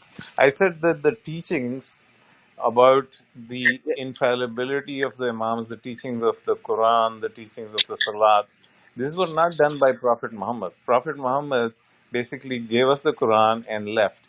There was like these wild, ignorant, the most malicious, the most evil kind of child murdering, mother raping people around him. They did not know the Quran. They did not know the Salat. So these things were taught later by the Imams, and starting with Imam Muhammad Baqir and Imam Jafar Sadiq, because before that there was a lot of butchering going on of the Ahlul Bayt, i.e. Karbala. So Yes. after that, when some of these butchers were fighting each other, the Abbasids were fighting the Umayyads, the Imams had some space to revive the teachings of the Prophet. Which, think about it. I mean, the Prophet was in Medina and, fought all these wars, and, he's surrounded by child raping murderers. And, they couldn't even read or write. What are they going to do to propagate Islam? Zero, zilch. You know, so But that is basically done by Imam Jafar Sadiq, and that's after that. You have some of those students like Abu Hanifa and so on. Bring Islam back to Sunni Islam as well. Before that, but I'm they were burning the Quranic, texts. They were, forbidding the hadiths and so on, and nobody knew. I mean, there is hadith in Bukhari which say very clearly, the Sahabas are saying, well, the Salat and how we did things during the Prophet is completely gone now. I mean, and some of that's true. I mean, like in the Quran, it clearly there's verse which indicates how wuzu should be done. But the majority of the Muslims, do they follow the Quran? No, they reject the Quran. They follow the idols created by Abu Bakr and Umar and follow their version of the wuzu. yes, but brother, what I'm asking more precisely is when did the shift happen from the Shias of that time to the Shias of this time, as to say? Well, Shia is not, the word changes its meaning, right? So the Shia, the word that is used with which Hassan was referring to earlier, the Shia of Imam Hassan, is not the same thing as the 12th Shia we have today. That's Well, the point. Yeah, I disagree yeah, with but what I'm Mukhtar. asking is when did we became this modern form of the Shia? Mukhtar, you had companions. They saw the door of Khaybar, bro. They saw Imam Ali fighting. Yeah. I understand what Hassan's saying. To say that, oh, no one really understood, and No. I I'm not wouldn't saying say no that. one. I'm saying very few people did. There was no No, institutionalized. bro, many people knew. Many people knew. There was oppression and there was corruption and people were scared and people didn't want to die. There was a lot of excuses not to follow the Imam. And the same thing will happen when the Mahdi comes. Ajal Faraju. A lot of people will make excuses, bro. The Quran No, says most of them do that is not very different. understand. That is very different. That people making excuses. That's very different from what I'm saying. What I'm saying is that the uh, the the surface teaching, the on the books teaching of 12th Shia, it really is not there. Even even the teaching of Sunni Islam is not there until Imam Jafar Sadiq. The canonization and the revival of Islam per se happens at that time, because before that, it's just a bunch of, motherfucking caliphs just running around and raping and pillaging. That's all it is. Yes, Brother Mukhtar, I'm trying once again. When did the actual shift happen? I would say it's not a shift. First of all, it's Just not. a minute, please, guys. Ikhwan, if you may just, tone down the language because it's a religious room and it's also on replay. So if you may just, sorry for Oh, I'm interrupting. You may sorry. I'm carry on. sorry. Yeah, I mean, it's actually, to put it in the proper way, some of these caliphs used to marry their mothers, to put it in a polite way. Yeah, they had sex with their mothers. They used to kill their children, and they used to uh, uh, pee on their feet. These are the worst people on earth that Prophet came to, and most of them he saw for one day, or maybe 1 year, during Fatima. None of them knew how to read the namaz. They didn't have the Quran printed in a book or anything like that. So where the Prophet left it is, I'm leaving you two weighty things, the Quran and the Ahlul Bayt. Well, nobody has a copy of the Quran in their pocket, so where are they going to get the Quran from? The Ahlul Bayt. Then they start butchering the Ahlul Bayt. So, but there was a period of time after the two evils fought each other, which is the Abbasids and the Umayyads, that the Imams had time to properly teach what the Prophet had brought, and that was canonized during the time of Imam Abubakr al-Islam, Imam Jafar Sadiq al-Islam, and then the Abbasids, who were actually more moderate than the Umayyads, they still wanted to remain on the quote unquote faith of the Sheikhain, because if they were not to remain on the faith of the Sheikhain, they would have to give up their caliphates to the Imams, which they didn't want to do, obviously. So they then found these court jester mullahs like Abu Hanifa, to modify some of the teachings of the Imams into what we see generally Islam today. So that's the story. Now you figure out when the change happened or didn't, but it's not really a change. It's a evolution. It's an evolution of our faith. It was taken over by mother marrying and having sex with mother caliphs, and who also killed their own children, and the Islam they propagated was very different. That was all about murder and mayhem, and glorifying that. And most of Islam actually just still today it glorifies murder, mayhem, subjugation by the sword. Uh, Basically Yazid. They're all Yazid. Like Yazid is Yazid, Muawiyah is Yazid, Osman is Yazid, Abu Bakr is Yazid, Umar is Yazid. They're all Yazid.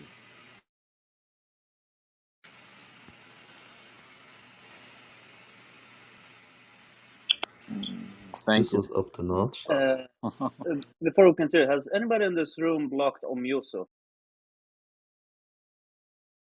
She's trying to come into this room, but she can't. Yeah, I have her blocked.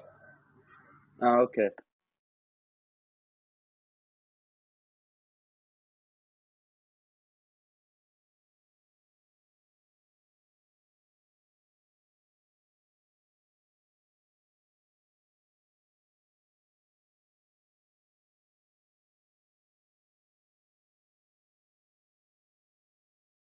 All right. Well, I gotta run. Muhammad Rafid, I just wanted to say Assalamu alaikum and keep up the good work, inshallah.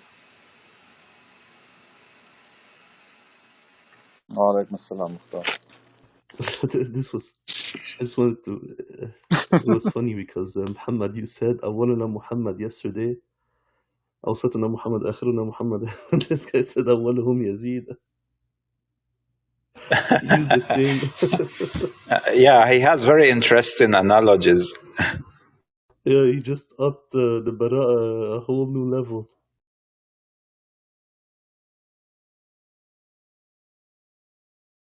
There's one thing, too bad Brother Hassan left. There's one thing in it, maybe it's my personal belief, but there's a thing about this ilqa al-hujjah that I think needs a little caveat. We don't determine what ilqa al-hujjah is towards the other person. I think Allah has a better view of what is considered ilqa al-hujjah for this specific person. Unless he's a clear mu'anid, and then you can say, our job is to deliver the message. After that, to pass judgment on the person, I don't think is up to us. If you believe that a person's not being sincere, we just leave him. No point in continuing the discussion. It's just going to lead to frustration.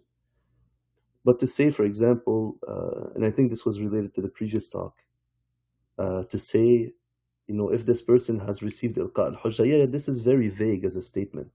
We agree.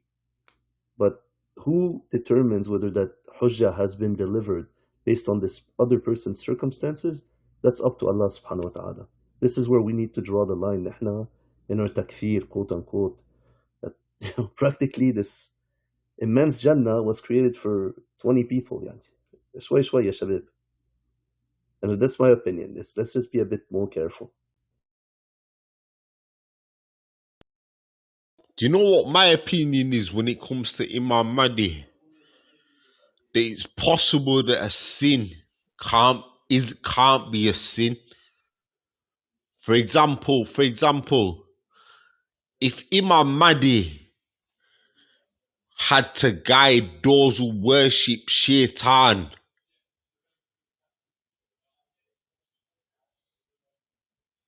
he would have to show them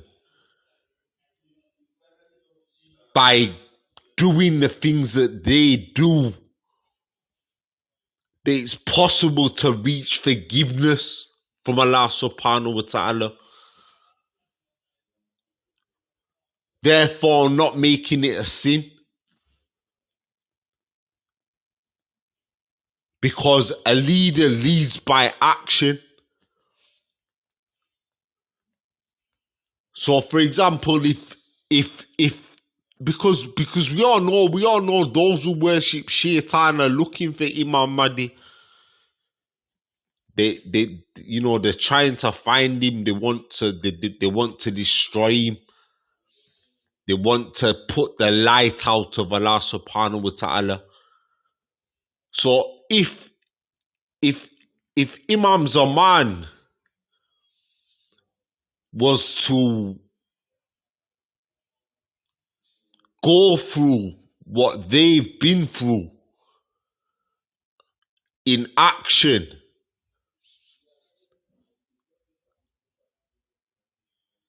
then there's no mistake in that. There's no sin in that. Because all he's doing is showing them that it's possible to attain forgiveness even though you may have done certain bad things in your life. You can still be forgiven. And that's all I wanted to say on the matter. Thank you very much. Salahuddin, why don't you come up, bro? I don't know who you're pointing to. I think the people on stage haven't said much. Come up, have a chat. Nobody will cut you off. You can say whatever you want to say. Let's have something conducive, like something that's going to go somewhere.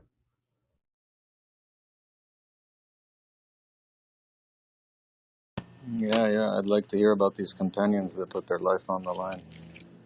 Very interesting.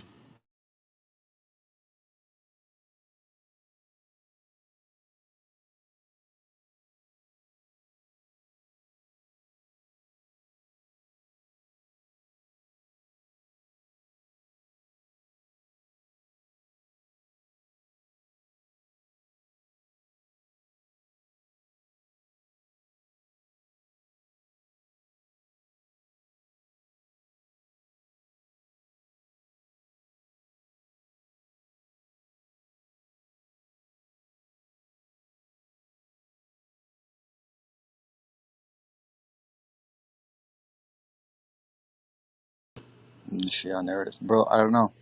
I don't know. Your guys' narrative is like, hey, don't say anything bad. You know what your scholars say, guys? Your scholars say if there is something bad about the companions, we need to hide it from the people. What? What kind of, like, how do you justify something like that? Bro, it's like trying to censor. It's crazy.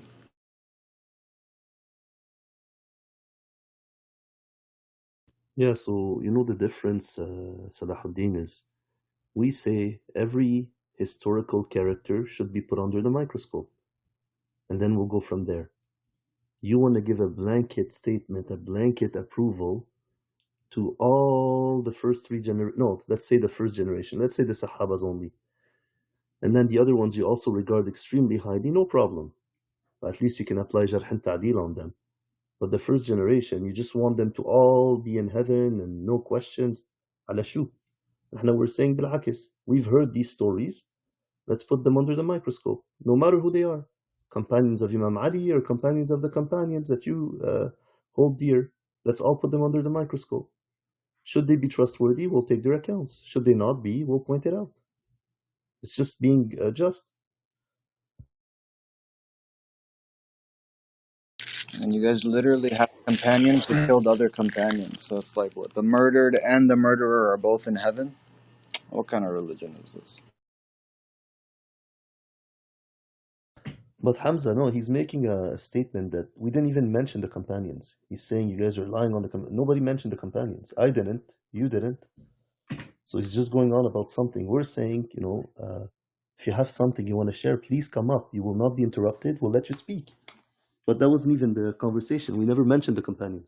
Well, I didn't, and you didn't, Hamza. He's saying we made a movie humiliating. I didn't make any movie. I'm not.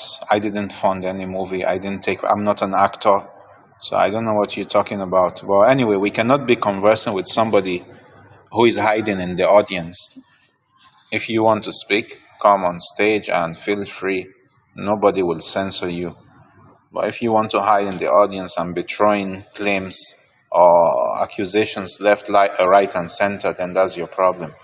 You shouldn't even be. Nobody even should even pay attention to what you're typing. I'm curious, what movie is the person speaking of? Most likely, he's talking about the Lady of Heaven. Yeah. Uh, And bro, maybe you're not in the position to talk about the first generation, but I am. I'll talk about them. I'll tell you what happened historically. If you don't feel like you're in that position, bro, then don't even talk about us. You're not even in that position.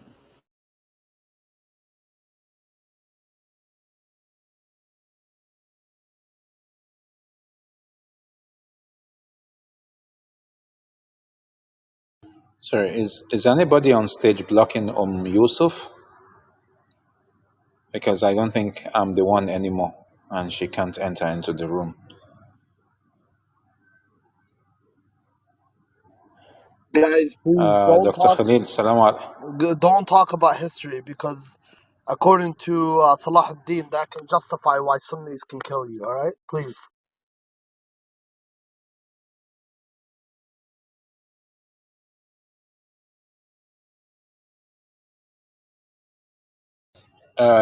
Salahuddin, you should come up. Thank God Dr. Khalil is here, so I'm sure he would love to tell you some things about Salahuddin.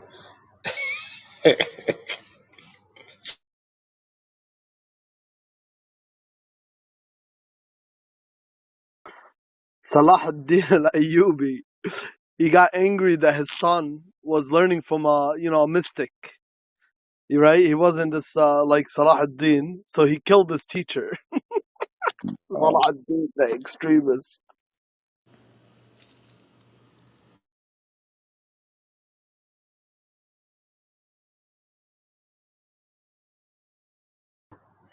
Salahuddin, if you're not going to come up, there's no. For temporarily, I think I will just close the chat so you may come up. You may feel compelled to come up, or you may feel compelled to leave the room, whichever one. Where's truth? Truth is here, truth is here. Truth is trying to get out for a cigarette, but they're not letting me out. Who's not letting you out? The nurses, the nurses. Oh, damn, you at the hospital?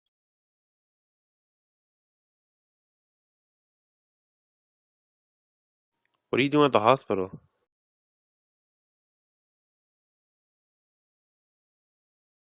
Lloyd Banks.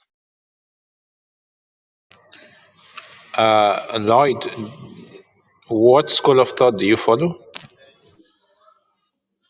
I'm a 12er, so we're all good. We have to test him now. Test him, yalla. Don't take his word for it. Let's test him. The only people I like debating is Paul. All right. If you're in prayer and you miss the second rak'ah and you realize you missed in the second sujood you forgot to do the tashahhud, or ashhadu an la ilaha illallah wahdahu la sharika lah, and at the end of the prayer you realize that you made that mistake, what do? Yalla, Lloyd. Come on, putting the guy on the spot. I I'm just joking. bank on God forgiving.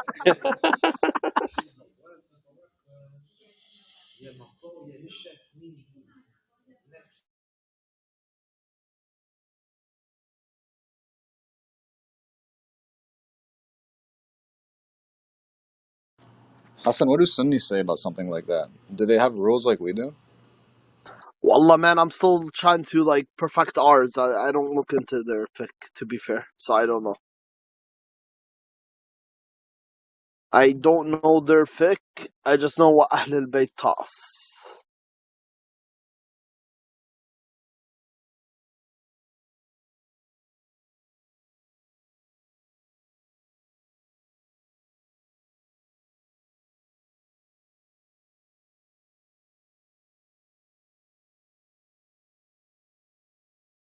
Who's not letting Truth have a cigarette? The The nurses. nurse, man, she's being. I don't know why she's being like that. I don't know. There might be. I don't know, man. She might be going through something or. So you are actually in the hospital and you still want to take cigarette? Yes, I do. I know it's bad, but I do. Mm.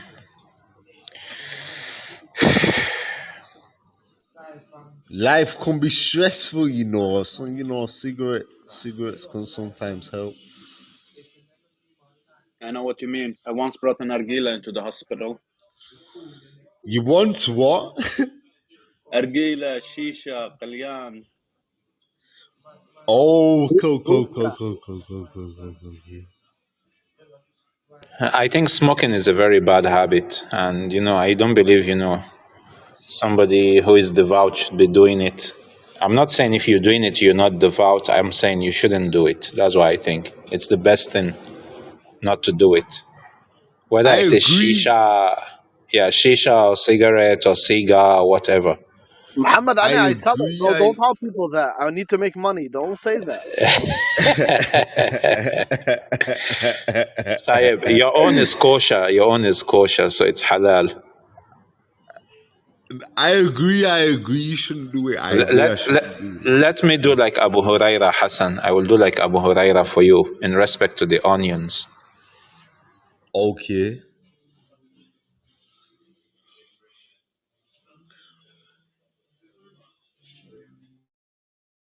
من دخن دخان عجمي قد دخل الجنة. MashaAllah.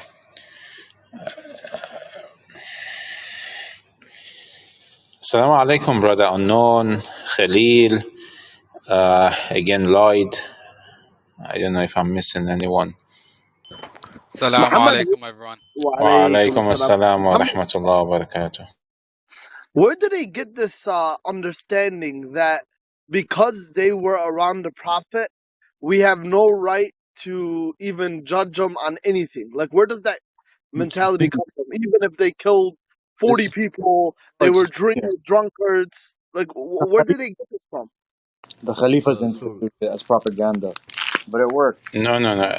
I think it started with, well, I think you can say this. It's the consequence of political rule, but you can trace it back to the four schools, the four imams. No, it was before that, man. It had its roots with the Umayyads, but it didn't become really institutional till the four Imams. No, what do you guys do? During the Khalifa's time, if you said something bad about them, they'd kill you. Or you'd be... No. Listen, Hamza. Here's the issue, bro. During Abu Bakr's time, right? If somebody stood up and fought against Abu Bakr, right now they'll label him a kafir, right? The Ridda wars, they call them. Like Yeah. Malik ibn Nuwayra, for example, who was chosen by the Prophet to collect the zakat. He was chosen by Rasulullah. This person right here that was chosen, a companion, he refused to give the zakat to Abu Bakr, right? So he's challenging him. Right away they label him a kafir. But when somebody like Muawiyah, right, he never gave zakat once to Imam Ali. And he went to war against him, for crying out loud. You can't label him a kafir because it's only Imam Ali. So it matters who they're insulting and who's fighting back. I'm saying. You can't say anything bad about the companions. Well, the Or amount of anyone who's holding. hatred these guys had for Ahlul Bayt, I used to think it was an exaggeration. Wallah, I did. I used to think it's an exaggeration, but reading the stuff where if you insult Uthman, Abu Bakr, or Umar, the Rafidi reject them completely. But if they do la'na 70 times a day to Imam Ali, they're trustworthy. This type of hatred, bro, I thought it was an exaggeration. Wallah, I did.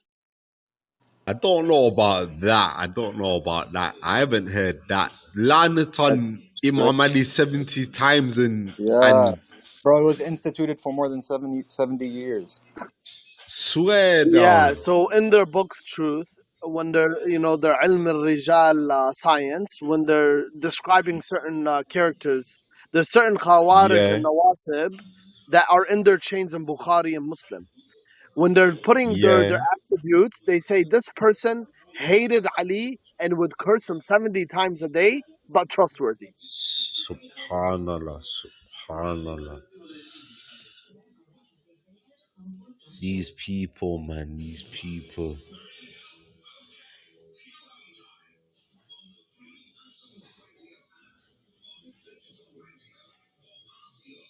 I can't wait for Imam Zaman to return.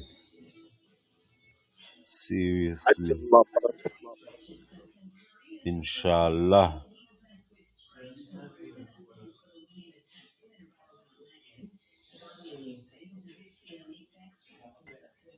بدم الحسين نحفظ نحش الخميني.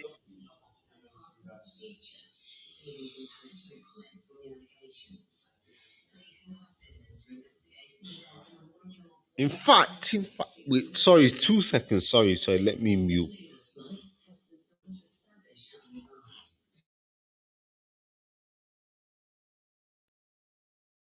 شو صار معكم امبارح بالليل يا محمد؟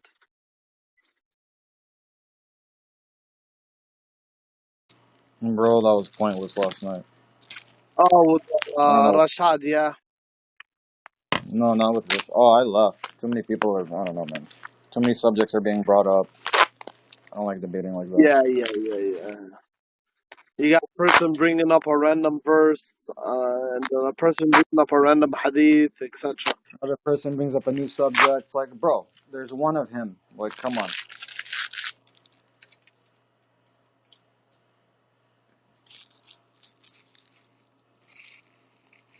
And then this morning it was,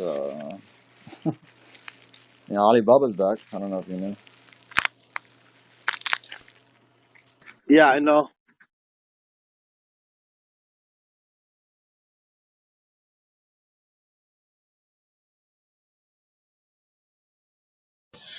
So basically, when you actually have, like, a Sunni who is, enlightened and he's moderate, if Rashad wants to read about Sunni Shia differences, he can do it.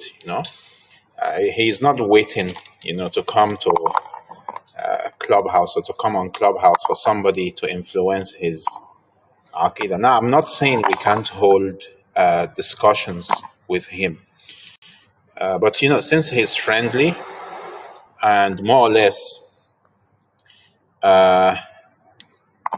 he's intellectually sound, you can give him materials. You can discuss with him if he's open to that. But when it feels as if it is pushy, I think the consequences may not be very favorable, because in the end you might push him away and you will lose instead of gaining. روح You will صوتك lose. يا محمد، روح صوتك.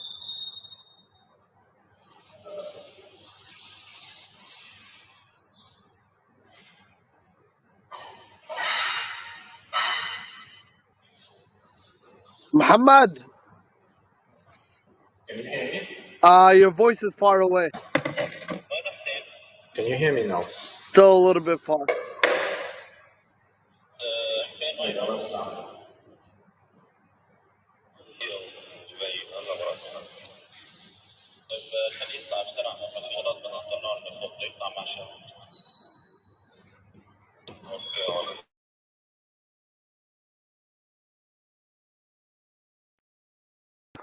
Hamza, we gotta start going into people's rooms. سمعني هلا؟ Yeah, سامعك. Yeah. ها محمد، بدي بلش فوت أنا على غرفة العالم. بتتبهدل، ما هي المشكلة، It's ببهدلوك. okay, I'm it's not. okay. I wanna start go, bro. Nobody They wants literally to talk to the Shia, they cuz. enrage. They enrage me. But everybody backs Right? I actually have a very good topic in mind, which I'm kind of saving. It's on Christians, inshallah, and maybe in the days ahead, we would have it. How do you guys put up? Maybe. I have no idea how you why يا محمد bro راسي بيوجعني كل مرة man. conversation with them, bro. Hamza, are you talking? No. Alright, mute your mic then, cuz. Why يا محمد بيوجعولي راسي، بيوجعولي راسي. بيجيبوا لك مشابهات، يعني they bring you these shubhas that make no sense. يعني they pull it out of... Yes. Sorry, Hassan, go on. No, I'm done. So basically, there are certain people you don't have to preach to them. They're just okay. You can discuss with them, but not forcefully. Now, somebody who is arrogant, maybe like a Wahhabi, even though he's evidently astray and he's stupid, and he wants to prove to you that you're the one that is going to the hellfire. Yeah, such a person, if you engage him in debate, crush his head, crush his heart, put his head and his heart into a blender and blend him. This is what you should do. Blend him, and then you throw it for the dogs to eat. This is Of course, how you deal. Yeah. metaphorically, right? Yeah, of course, metaphorically. I'm not calling, to kill any. I'm talking. Of course, they are scared to come into our rooms, They'll take your voice and they'll say, "Look what he said." You know how they are. Well, alhamdulillah, the room is on replay, so they cannot, So when they are trying to prove that you are actually misguided, then you crush them. But if he's a moderate Sunni and he doesn't pass takfir on you, and somebody like Rashad, sometimes we join hands talking to Christians. Now, I'm not even, the case of Rashad is even different from somebody like Wajhat. Wajhat is a complete waste of time even talking to him, because he comes with a question, you give him the answers, you disprove his arguments and everything, and then he comes after 2 weeks and he will ask you the same Why question, isn't Rashad different? as if nothing happened. Why isn't Rashad is not. Because in the case of Rashad, in the first place, he never wanted to discuss these differences. He sees everybody as Muslims. He mostly debates the Christians. So What do you it mean, was bro? actually never. He goes on It was stage never. and he talks about Shias. When was that? Probably like 3-4 days ago, something like that. And what did he say? He was agreeing with the Salafis that the Shia don't know what they're talking about. The Shias are, you know how the Salafis go on and on. Yeah, that's MashaAllah. normal. That's not like يعني malicious. But then Obviously, to he disagrees with differentiate our between position. him and Wajhat, I mean, I don't really see the. I mean, if he says that we are right, and he agrees with our position, he would be Shia. Obviously, he doesn't believe in our position. Even if he does, he doesn't publicly or openly articulate those beliefs. Because when it comes, for example, the issue of the attributes, the issue of Tawheed, Yeah. the other day he didn't even know, what his own, school of thought, what they say. What he was actually presenting is more or less a Shia view, and, until we told him that actually, you are not Sunni, actually, you're actually Shia. This is the Shia position. Bro, that sucks. They have to be like, even if when they know that we're right and they agree with our position, they can't because of the Sunnis that are around them. That's crazy.